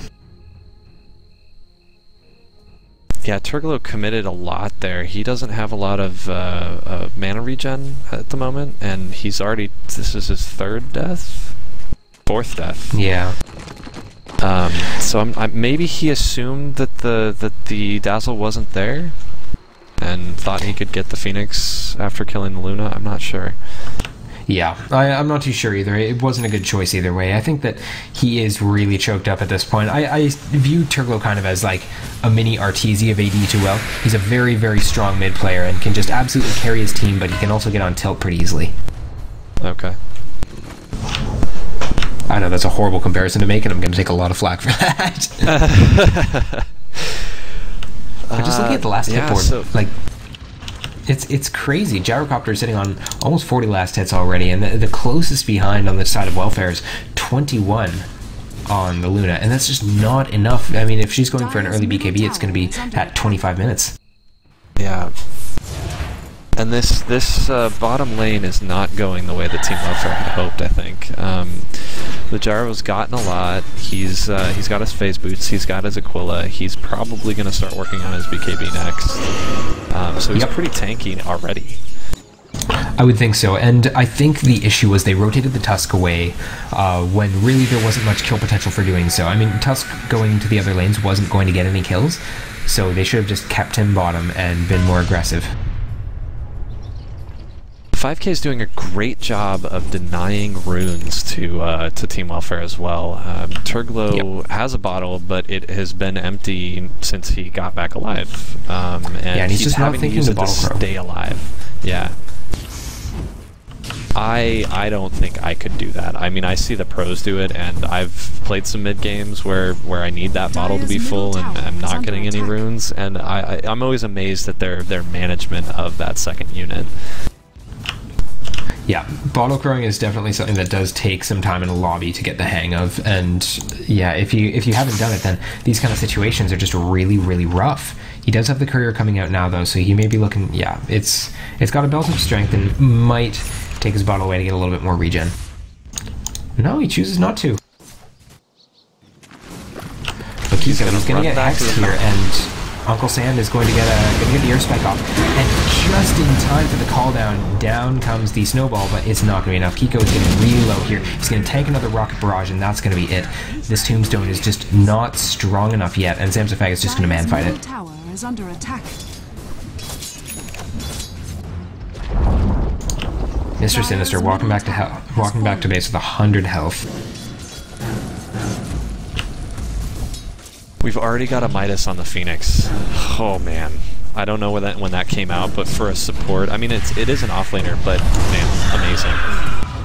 Yeah, Wow, and he does die fast. actually to the Eclipse, and Dazzle might actually get an exclamation point. He gets the kill and exclamation point because of the shallow grave. That is next level support, taking down a carry by man fighting him. And they forced out the teleport up top from Kiko. Yeah, so now they've got two sitting up there, and this Luna needs to go into damage control mode. She's got the recipe for a bracer, and that's pretty much as far as she's gotten right now. Radiant's middle tower is under attack. Gyrocopter sitting on 63 last hits at the 10-minute mark, and if we look at the net worth, things have just swung so far in favor of 5 Kings. Let me do a little bit of math right now. I think they've got almost double the team net worth that Welfare has. And Turbo looking to get maybe a little bit of a kill on Samsafag here. He does get the electric vortex off, and Mr. Sinister just not able to take off enough health yet. Turbo will eventually pick up the kill after the call down. But Lion looks like he's going to be able to right-click down Mr. Sinister, and he actually falls to the Dazzle. Kill steal. Dazzle comes in and is like, we need to secure this place. We're gonna take this. Absolutely. And while that was a good trade, I don't think this is enough. They need to be getting these pickoffs without losing anybody if they really want to get ahead. Kiko's gonna die to the Phoenix. Just gonna die to the DOT. Oh, yeah, he's just barely kept alive. 16 health he walks away. And look at Lena just cleaning up some stacks here in the jungle. She's finished off her Yules now as soon as she gets the courier. Now, I think this is just going to be a quick eggs for her next. Ugh. No, it looks like she's building a Yules. She's got most of it in her stash, so she's just gonna put it together. I mean afterwards. Oh, yeah. Yeah, that's a 12-minute Yules. Very nice. Another stack from 5 Empire. You think they just go into lobbies and just practice stacking? Yeah, it looks like it. They're very, very good at even double stacking. Like, this Lion in the last game was getting 2 stacks out of the Dire Jungle by using his spike. Yep, just going right up through there. Haste. And now Turbo, he's got to work out. He's got the line rotating in, and if the Yules comes off here... No, she won't even need it. She just gets off her Light Strike Array, and she can right-click him down. She doesn't even need to use her Laguna Blade. Oh, She's just so far ahead of the Storm Spirit that unfortunately... Yeah. She can just walk away. Right-click on that zombie. No zombies today, says Viking. But yeah, you're right, she's going to turn around. She gets off the Light Strike Array, and she's holding on to that Laguna Blade and used it to get off a kill on Mr. Sinister. I don't feel like this Undying pickup has done anything for them in this game for Team Welfare. Dire's bottom tower. No, unfortunately not. They have been ignoring the tombstone a lot of the time. And when they're not ignoring it, they're just very easily right-clicking it down. Looks like Kiko is going to fall to the DOT from the Phoenix, who does get her ult off just in time. Dire's bottom tower is under attack. Caw-caw, caw-caw. Exclamation point. Caught out of position here. He does pop the ultimate, but it's just... Flame is just going to sit there and just man-fight him. Is under attack. They just can't take it. It's too much. Yeah. Turbo, he's going all the way, and he knows that everything from Flame is on cooldown right now, and he is... Oh, no, he almost gets the kill. He didn't finish it off. That's too bad. He just didn't quite commit enough. The overload damage is... Oh, God. I'm sorry. Oh. Meanwhile, Tusk is going to snowball in on Little Latino, who does have the Shallow Grave, but Viking just doing a little bit too much damage, and Geo, he tanks that Laguna Blade, and he's going to die to... Oh, he doesn't die to the right clicks of Viking, and she might pay for it here. Shallow Grave comes out, but they're going to chase her down. She wants to get denied to neutrals very badly, but Storm Spirit gets the mega kill streak. This might be the break he was looking for. 700 gold went to Storm Spirit. Top tower is under attack. That swing was 2,400 gold. That was a huge swing for Team Welfare. Yep, and that's going to put Turglow just that much closer to his Orchid Malevolence. And if Turglow had gotten that Phoenix and then gotten the Lina, oh man. No, exclamation point, don't run from it. It hurts more if you run.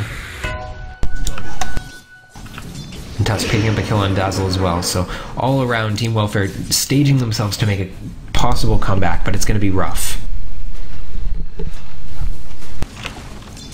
When's the last time we saw a position? 5K. 5K has 10K gold in net worth ahead of Welfare, even after that swing. So they bumped up. They were about at I don't know, maybe 12,000 ahead, and it's come back down to under 10, but just barely under 10. But still, at a 15-minute point in the game, I mean that's pretty much the entire net worth of Team Welfare. And Mr. Sinister, he's just going to fall to a Lightstrike Array and some easy right clicks and a Dragon Slate from Viking, and they're just going to take this tier 1. Dire's top tower is under There's attack. nothing that Welfare can do to contest this. They're just going to try and get some recovery farm around the map. Luna is heading up, but when's the last time you saw a position 1 Luna go for Drums of Endurance? She wants to be faster to get away from the caca dive. That's all I got. Yeah, I mean, and she needs the stats. This is when you're recovering from a bad start as a carry, you just go for stats because you need tankiness and you need to be able to do a little bit of right click damage.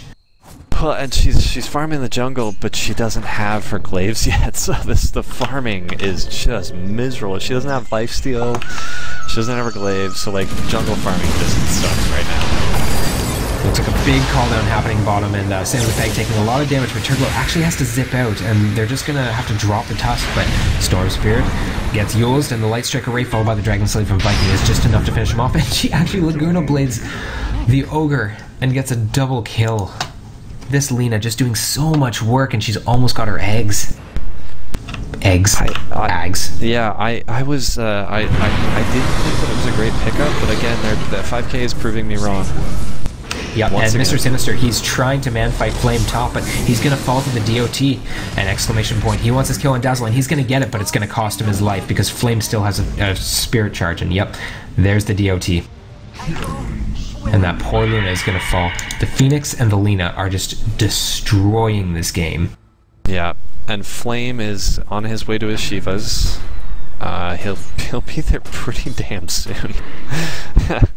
Actually, yeah, he's probably gonna get it after this wave if he doesn't get killed by Turglow. That was an interesting. Yep. And Turglow jumps on him and tries to do some damage, but the Flame Spirit is just slowing him down so much that he can't do anything. He cannot right click the Phoenix, and he dies. Half of his life was taken down by this creep wave right here. No kidding, hey? Oh, he's a little too aggro. Middle tower is under attack. A little bit too much. That was the Shivas for the Phoenix. Oh, just the icing on the cake for Flame. Yeah. Yeah, Flame's having a great game. Like last game, early game was pretty rough. This early game for Flame has been incredible. Killed that Luna twice by himself. Yep, and it's not often you see a sub 20-minute Shiva's Guard come out. This is one of those games where you play Phoenix, and if you get this far ahead, you are just on top of the world. You are so excited. I'm sure Armpit would absolutely agree with us. Yeah. And there it is. 18-minute Shivas. That has to be a record. So, if anything, what does Team Welfare do? Tell me what they have to do. I think we're in a worse situation than the last game. Absolutely. The Luna her farm is happening slower and slower, while 5K's farm is happening faster and faster. The Luna is eating camps. The Gyro is eating camps. I mean, the farming potential of Welfare is just, it's much much lower than 5K at this point. They have to get pickoffs, and they showed in the last game that they could do it. They had a couple of really good engagements that went really well. But I really don't know what they're gonna be able to do to get away from this. Absolutely, and Gyro almost has a Aghanim Scepter now. He's probably about 600 away. 400 away. Wow. Meanwhile, engagement top. Phoenix is gonna pop the egg behind the tier 2, and it might drop here. He will actually, you know, I think that's the first time he's misjudged an egg this game. That was so close. Was the That's dominating streak going the way of Ogre Magi. Yep. And, you know, Viking tries to get off that combination right there with the Eel Scepter and the Light Striker Ray, but actually gets stunned by the Ogre Magi, and she's going to fall as well. She tries to get the Laguna Blade off of Mr. Sinister, but it's not enough damage. Meanwhile, Dazzle has been killing Tusk, and I don't know how this keeps happening, but it's pretty hilarious. Lil Latino is just man fight. He graves himself, and he knows exactly how much damage he needs to finish somebody off. Oh, and he gets the TP away. Poor Geo just couldn't find the Dazzle in time there to interrupt it. Dire's bottom tower is under Man, attack. Team Welfare just hanging on by their nails here, but every once in a while they stage a good team fight and get a comeback like that. Those are the two highest net worth on 5 Kings, and they were able to take them down with no casualties, besides the Tusk, but that was the Dazzle. Support for support. Support for support, and it is definitely recovery time for Welfare. They need to pick up farm where they can. They need this Lina to get her BKB. Yeah. Otherwise they have no answer to the Phoenix. And Lina just picked up her Ags. So Kiko pops his Shadow Amulet in this mid lane. Is he hoping somebody will run into him? Possibly. I mean, if you're not doing anything else, you may as well try. See if somebody walks along. There is a nice ward here, scouting out most of the jungle movements from Welfare. So 5 Kings do have some very good intel as to what's going on right now. And they are Welfare also have some excellent vision. Yeah, and they are going to stage a Roche here. Welfare does not know that. Yeah. Yep, they don't know what's happening. This is going to be very easy Roche for them, and Latino just being out there to scout, get a little sentry down, make sure there's nobody watching, no spare eyes. And this is going to be uncontested. I love the giant Roche fish. That's one of my favorite. Oh yeah. Better than the giant Roche piggy? Roche piggy's pretty good too, but I feel like the fish just looks so derpy. It kind of flops around on the ground. Radiant's top tower is under attack. It's basically a giant magic harp. Yes. That's what I'm hearing from you. Radiant's bottom tower Which is under great. attack. Yep, and now Turbo picking up his second Oblivion Staff. He's moving in on that Orchid, but it's already 22 minutes and he still has to get the recipe. This is very late. Hopefully he'll be able to make something of it, because there's no BKBs yet, with the exception of the Gyro. Who does he use it on? The Lina and try to blow her up? You know, the Dazzle maybe? That's tough. I wouldn't say the Lina, actually. I'd say maybe the Lion, because he's going to be doing more disabling. And the Lina can just heal herself if she gets Orchid. It looks like Turbo is going to go deep. He really wants this kill on Viking, and he will get it, but it might cost him his life here. He's getting pretty low on mana. It's getting sapped away by Lion. He just barely goes over the cliff, but Flame, the DOT, is just going to drip his health right down. Meanwhile, Latino gets healed up by the Phoenix and saves himself with a Shadow Grave. He's actually going to walk away. I can't believe it. Geo getting a little bit of damage off on this Phoenix, but I don't think anything else is going to come from it. It's going to be a quick 2 for 1. With gold going slightly in the favor of 5 Kings. Yeah, wow. Well, first, another rough game. Absolutely, they are. The the Luna has been popping her ult before she can guarantee the damage from it, and I think that that's one of the hardest things. She got Yuled in that fight by the Lina. As soon as she popped it, Lina Yuled her, and it made it very difficult for her to get any damage out of her ult.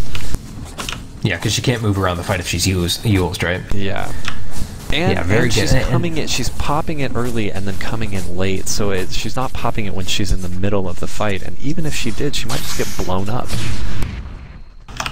Yep, this is also true. It'd be interesting to see an Aghanim Scepter come out this game for Mr. Sinister, going to die again to the right clicks of Viking. Just cannot believe how much work this Lina is doing for them, but the Orchid is up on Storm now, so I'd love to see if he can run around and get a pick off. Pull a classic Turglow. Dire's middle tower is under attack. If they're watching items, they will have spotted it out. And I would expect the Lion and the Dazzle to always be getting protected. But yeah, based on how well they've been playing, I'd say they're absolutely all over that. They've seen it. He doesn't have the surprise on it anymore, so Lina knows to prime her Yule Scepter and kind of save it. She doesn't really need to use it to set up this stun anymore anyway, because I think Lion does have his Blink Dagger, so he could be the initiator that she needs. A little bit of animation cancelling on that Centaur. Yeah, he's somebody's been using him to be obnoxious. Dire's middle tower has fallen. Absolutely. Meanwhile, exclamation point getting scouted out by the Lion here, and after that tier 2, they may be looking to take high ground. They do still have the Aegis on the gyro. If there was a time to push, this was definitely it.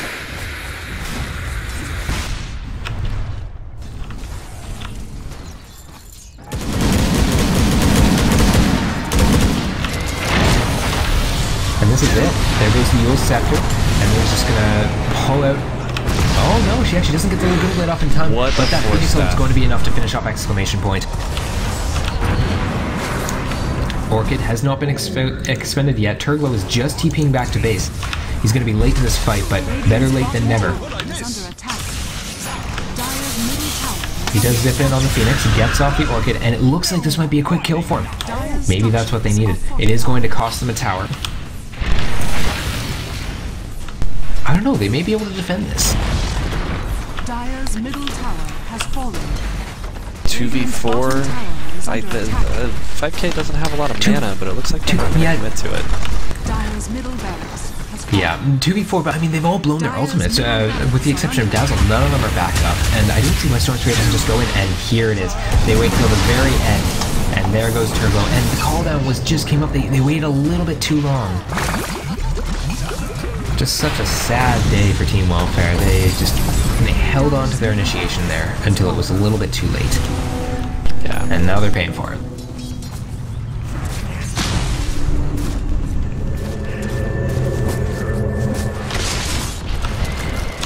You know, this is again, we're seeing the same thing as last game where Welfare lost their mid-racks before the 30-minute mark, and it's just very, very difficult to come back from that, especially when you don't have anyone who's really good at pushing, like a Coddle, for example. The Luna should be good at pushing, and she's starting to get to the point where she's got a lot of glaive levels and might be able to counter push if they take another good fight, but she's still so poor. She absolutely is. And look at this. There's a Dagon on the Phoenix now, so for the next engagement, he's going to be able to put out a little bit of burst in addition to all of his DOT. That is horrible. It's absolutely horrible. Crystallis is up on the Gyrocopter. I don't think there's any other item thresholds that they have to wait for. They've got the Aghanim Scepter on Lina. They've had that for a while.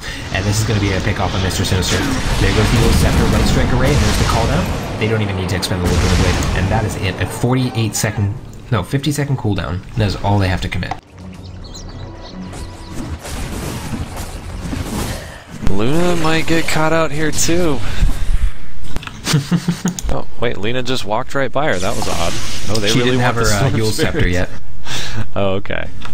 Yeah, the Yule's wasn't quite off cooldown, so she wasn't able to commit anything to it. She kind of had to casually walk by, but the Earth Spike is going to catch out exclamation point in here. It's going to get off a beautiful ultimate, but it's just not enough. The Laguna Blade does so much damage. And Dazzle is madly pinging the Lion.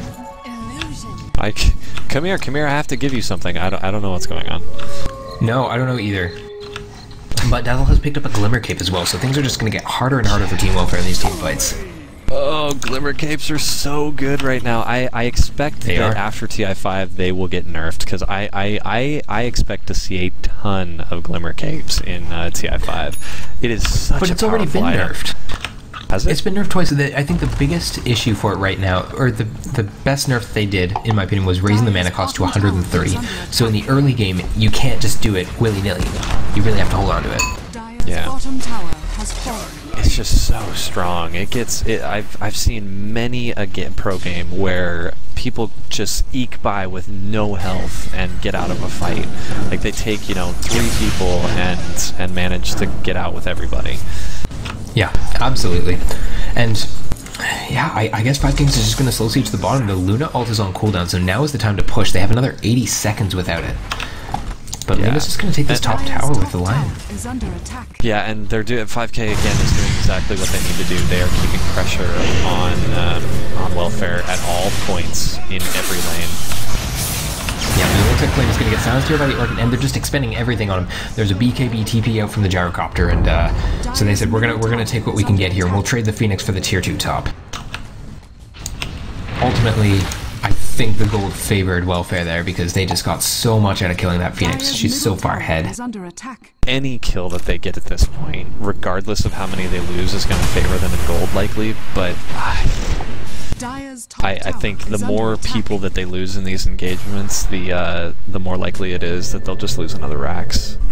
Yeah, absolutely, and it's only a matter of time now. All the tier 2s are gone. Mid is pressuring itself. They're taking tier 4 damage, so they really need to commit people to defending there. So they're going to end up taking a fight 4v5 and just losing another Rax. I think that there has to be a really good counter-initiation by the Storm Spirit with the Orchid, and Lena has to have already expended her Yules. I mean, those are pretty much the win conditions for the team fights now. Yeah. Sinister picks up a casual cloak, hoping to not die to a Light Strike Array Laguna again. But I'm not sure it's going to do enough. No, because Cloak isn't going to protect him at all, actually. It's pure damage when she has a negative scepter, so it's going to go right through it. Yeah, as it currently stands, she's got the level 3 ultimate. Almost anyone on the side of Team Welfare is going to die almost immediately. The Ogre and the Luna are the only ones with enough strength to really tank much damage past it. And by that time, if they get Laguna Blade, I think they'll just blow up. Man, there's a lot of spamming on the side of 5K. It looks like Samzafag really likes to animation cancel his creeps. Yep, I think that they're just having a good time with it now. They know that they're far ahead. They can afford to be a little bit silly, raise morale, as I've always thought. And I think that's the biggest thing. We saw how badly, being on tilt can affect your game. I think that's largely what happened to Welfare this game. Oh, my ears, that hurts. Team Welfare is down 20,000 in net worth now.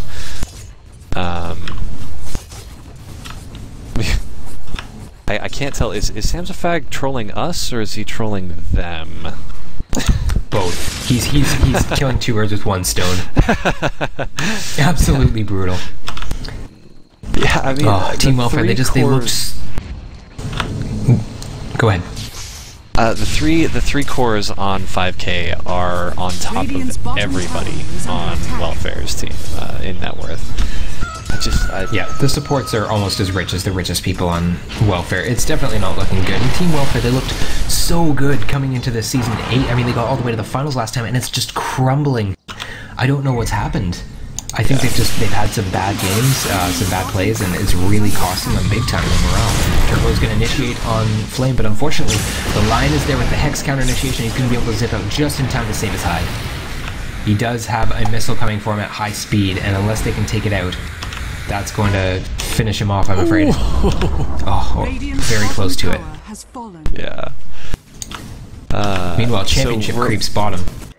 Yeah, and we're getting trolled on the map by 5K as well. Oh, are we? Yeah. I don't even see. I'm sitting here eating my Annies and I'm missing the penis drawings? Yeah, no, Viking was just writing easy on the map, so I don't know. Oh, I guess that's his way of communicating with us. Yeah, I feel like 5K is just dragging this game out now. and possibly giving an opportunity to Welfare. I mean, I don't think there's much Welfare can do, but if they took 2 really good team fights, it might be all right. Yeah. Well, I think they're just waiting for the Roshan, and this is going to be the icing on the cake. This is what they need to march the high ground, and you can see quickly it's falling here. Who is it on their team that has the Solar Crest? Is that the Lion? No, the Dazzle has the Solar Crest. And yeah, this is probably going to go on the Gyro, and they're just going to march up high ground after this. Yeah, Flame dies on the back in the top at the top rune, but they exclamation point actually expends his ult to finish the Phoenix off. So yeah, it's another 2 minutes of no Luna ult. Yeah, and unfortunately that is kind of crucial to the defending of the high ground, especially if there's an Aegis involved on the gyrocopter. Sorry, my throat is just clogging up with Annie's now. What is Annie's? Oh, is that the mac and cheese? Yeah. Yeah, do you guys have that in America? Because in Canada, we eat Annie's.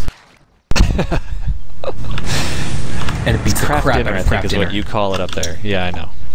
Much better. Oh, what do you guys call it? Kraft macaroni and cheese. Kraft macaroni and cheese. That's so lame. We are American. You are American. Lion just being able to TP in the woods there. Turco was looking for him, but just not able to find him. And yeah, I agree. I think they're just trolling. I don't know what 5K is waiting for. The smoke play, maybe? Maybe they just want to get a pick off to really assure it. Yeah. Tusk is in a dangerous spot here, and I don't think anybody knows it. He does have a Shadow Blade. And they don't have Reveal on their team, I don't think. This isn't a new Shadow Blade, because he's had time to farm up a Mithril Hammer. He's going for the Desolator. It's he's last resort, get some physical DPS off. And oh dear, he's cutting the wave. Cutting the wave. Dire's top tower is under attack. Oh man. Yeah, well, you know, that's one way to defend it, is if the enemy has creeps, they're going to have a tough time pushing in. So if they can just clear this one wave, well, even so, 5K has mid lane pushing in, and as soon as the creeps cross this threshold, they can just march up high ground and take things with no back or protection. And this is pretty much it here. The Tombstone is popped in the back, but I think that, yeah, Daryl's just going to walk up and man mode that. He's got the he does for it. Turbo zips it. He does get the silence off on Flame, and Flame isn't able to do anything. We do see the Laguna Blade doing huge amounts of damage to Mr. Sinister, and he will eventually fall to the Fiery Soul right clicks. Lena popping off her BKB. And a 2-for-1, 3-for-1. And the Aegis is popped as well. This is a really good team fight for Warfare. It's exactly what they needed on the high ground. Meanwhile, Sam the Fag, he is going to go all in. Another BKB coming out from the side of 5K. Now Turglow, he's low on mana. He can't really do much else. Yeah, absolutely, right? But he knew that with the Ogre's stuns coming out, if he walked up high ground and he was getting hit by the tower, he probably wouldn't be able to survive it. And after the Aegis, a 5-for-2 trade. He did have his BKB active when he was man fighting Turglow, so I'm just surprised he didn't commit to the rest of Turglow's play. This is true, but I don't know about you, but when my whole team dies, I'm pretty scared. His Daedalus is coming out now. Another good item threshold for... and the Undying picks up a Hood of Defiance? You know, it can be really handy. A lot of Storm's damage output is magical, including the Overload. And the Ogre is doing a lot of damage. He does have his Aghanim Scepter now, so he's going to be able to get off huge Unrefined Blasts. He doesn't have level 16 though. I think that's what Team Welfare needs. I know it seems superfluous, but the level 16 on Geo is going to be huge for the team fights. Yeah, and that really did not go how 5K wanted. The initiation was really good on Welfare's part. They ate up as much of 5K as they could before having to refocus on the Lina and the Gyro. Yeah, they tore it was through really Phoenix. It was a very, very quick Orchid on the Phoenix, before the Phoenix could do anything, and without the Phoenix, a lot of their area of effect damage is shot. They suddenly have a very difficult time. So we have another push coming up mid. And I think if Welfare can take another fight here, they may manage. Oh. Oh, but Ogre getting caught out by the Eul's Scepter. He will get stunned, but actually misses the Light Strike Array, and Geo does not fall the Laguna Blade yet, but he will fall the right click. Samzafag getting a nice shallow grave on him. Oh no, actually Viking, and Tusk falls as well, but he does buy back. Buy back on Gyrocopter as well, and he's TPing to mid, and he's going to be walking up as well. Exclamation Point getting a very nice ult just off cooldown, being able to take out the Phoenix with the Ice Shards. Turbo, he's going to jump on Dazzle. He's not done yet, but that Glimmer Cape is really going to help him get away, and Lion is going to fall to the right clicks eventually. Things are not going the way that 5K want them to. You are absolutely right about that, and this is the time to push mid.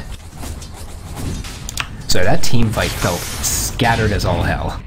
Yeah, and even with the buybacks, Welfare comes out on top in the gold, and like as I was saying about, I don't know, 15 minutes ago now, like any kill that they get now, even with buybacks, is going to be more valuable to them than not getting a kill at all. Radiant structures are fortified. Absolutely. The Lincoln's is out on Storm Spirit. I'm not sure if he had that in that engagement, but if so, it was probably a really big factor in why he survived.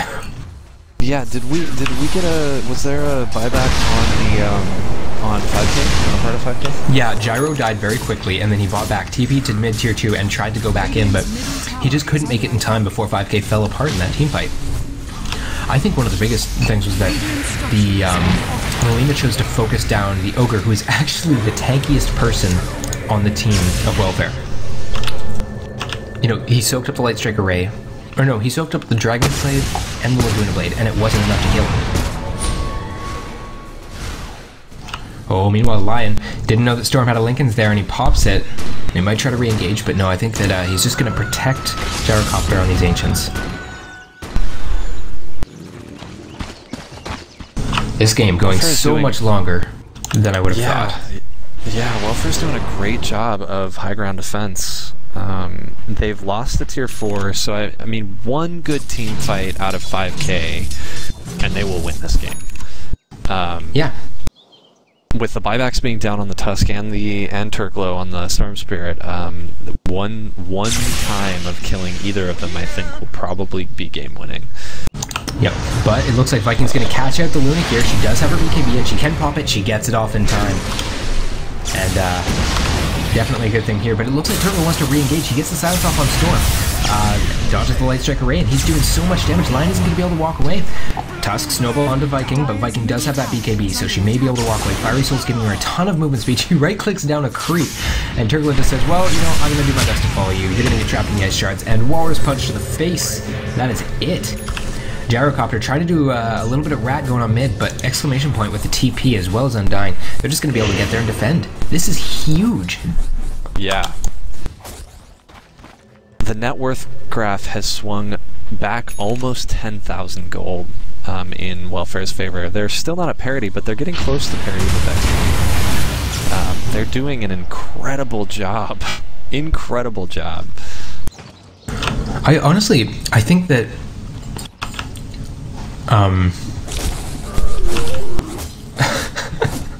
I don't know, I feel like if 5K had rushed base earlier, if they hadn't waited around, it would have been totally different. When you were saying that they were just, it was a mistake for them to be waiting so long, I wanted to say, well, this game is literally unlosable for 5K, but you are proving me wrong, my friend. I was really surprised when the Lina went to that bottom lane to protect their tier 3s. I mean, yeah, I get it from like a player perspective, like you don't want to lose that tower, but I don't know, I think they could have easily pushed up with the Aegis into... Well, they did push up with the Aegis and the second Aegis and lost that fight pretty hard. So I don't know. Yep.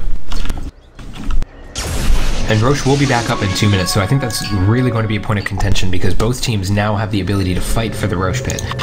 And honestly, this is the point where Welfare can start to look for fights. They no longer have to be reactive and wait on high ground. They can say, well, we're going to take full advantage of the mistakes you've just made, and we're going to try and march your high ground. Oh, they double sentry'd here. Sad. Oh. Wait, were those both by the same person? Maybe. I don't know. 5K did spot both of the wards out on their side of the river. Oh. Turglow did a huge zip. I thought he was actually going in, but no, he just goes up to the high ground there. He wants that vision. I do know he's there. Do they? Oh, maybe. I don't know. It doesn't. Yes, it does. This ward right here on top of the Roche pit does spot him out, I think. But maybe not. Really? That's strange. It's hard. Could have just been the animation from his remnant. Oh, you're right. It does not. I'm just swapping through my visions with my F keys, and it does not spot him out. So they didn't know he was up there. Look at this XP graph. It has gone from like 15,000, 16,000 all the way back down to almost 0 now. Yeah. Yeah. Net worth has come halfway back toward the center line, and I don't know. I think that 5K is on the verge of throwing this match. They really need to take another Rax, or Welfare is going to spiral out of control. Luna already picking up her Manta style, and she's working on that Satanic. Both teams are really wanting this Roche. It has to be a pretty long Roche because we still have about, what, 30 seconds left on the timer? About 10, actually. It's going to be up any second now. And they're just going to sit here. Oh, and Turglow, I think that his remnant is going to last long enough. Yep, he spots it out. There it is. Wow, they wanted that bad. Eclipses everybody. Sam's a fag dying very fast. He's trapped behind the ice shards, but Phoenix gets off a beautiful ult. But no, it's not going to be enough. They're right-clicking it down. It falls. Little Latino. Walrus punch in the face, and I don't think that there's much Viking can do to get out of this. Oh, but the ice shards, Kiko! He just does it a little bit short. But they're going to take Roche. I think you're right. I think this game is being absolutely thrown. Yeah, it's a real bummer that Turglow died there. If he hadn't have died, it would have been it would have been quite a bit different. But the Lina just focused him that whole time. Oh jeez. Lina doing a lot of damage on exclamation point. Oh no! But here comes a walrus punch on the lion, and Kiko's gonna fall. And I think that 9 seconds until Laguna Blade is up. Really, Viking just has to buy time here. And she is. Lina needs to run fast. And no, I don't think this is gonna end well for Luna.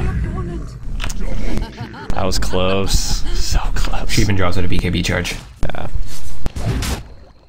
Man, Viking limps away from that fight with hardly anything. One more right click would have killed her. She has just been playing as pristine as I could ever expect Lina to play. So huge shout out to Viking for that. Incredible plays. She did pick up a sheep stick. Yeah, she did pick up a sheep stick at some point, and we've got a pipe coming out from the from Sinister. We were just talking about this. Isn't it pure damage out of Laguna Blade? It is. Yeah, it's pure damage, and it pierces the. Okay, they're just trying to prevent her other two abilities from doing a ton of damage, and they are doing it. Same with Phoenix. I mean, as soon as the egg gets dropped from Phoenix, you put that pipe up, and you're not going to take too much damage from the. What is it? It's 100 damage per second from the egg. So you can stand 4 seconds of it. Both teams are going to have to move back toward Roche. No, it's more. More damage than Radiance. It's almost like 2 Radiances. Interesting.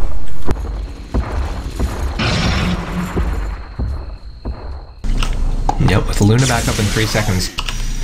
Oh no, she doesn't have Boots of Travel, so it's going to take her a while to get there. I almost feel like 5K could take it this time. Oh, there's the Faceless Rex. Yeah, and there it is. Lina just doing so much damage. Her Fiery Soul is paying off big time because she's hitting that Roche pretty hard, and Turglow's going to have to zip in right now, or they're going to lose this Roche.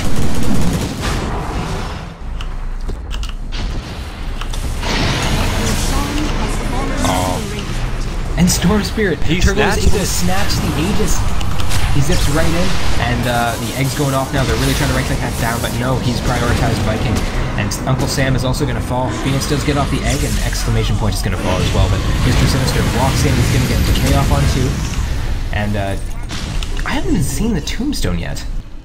I don't think it came out. Where was the Tombstone? Oh, it's up on top. Yeah, it's up on top.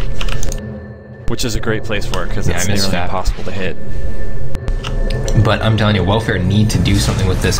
Last couple times they've won team fights, they haven't been able to do anything. They've just kind of defended mid, but they need to take a Rax. With the buyback, the Luna still comes out on top of gold. Yep. Absolutely. Yeah. This this is now Welfare has a very strong fighting chance here. They've taken 2 amazing fights in the Roche pit. The snatch of the Aegis was just incredible. I feel that is not the first time we've seen Turglow snatch the Aegis. No, he did it early in the season as well, as Storm Spirit again. He's really good about that. And just gets a huge amount of farm top. I love that. He's got his Bloodstone in the bank. He just needs that ultimate orb. And I don't know what he's going to be going for next. Probably a Sheepstick or something.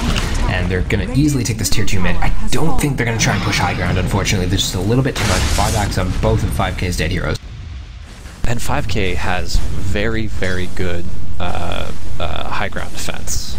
With the initiation from the Lion and being able to jump around with that Blink Dagger, and then on top of that having Viking with just tons of damage. If Welfare doesn't get the jump, I think 5K easily wins the team fight on their tier 3s.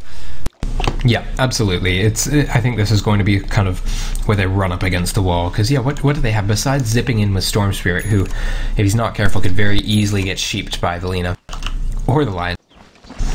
There's not much else they do to push high ground. I mean, I guess Luna just has to walk up with her illusions and start beating on the towers and force the engagement. And she can do that. She's got the Manta now, so her illusions are going to do a lot of damage. She's closing in on that Satanic too. Yeah. But I think it's still going to be a little while. She's still a good, 1,400 gold off of it. Bloodstone is picked up by Storm Spirit as well. And I'm sure Turglow is just saying, finally.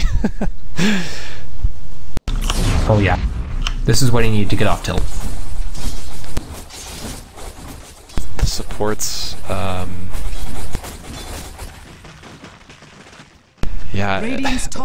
has an Axe now, which is super scary for team fights for Welfare.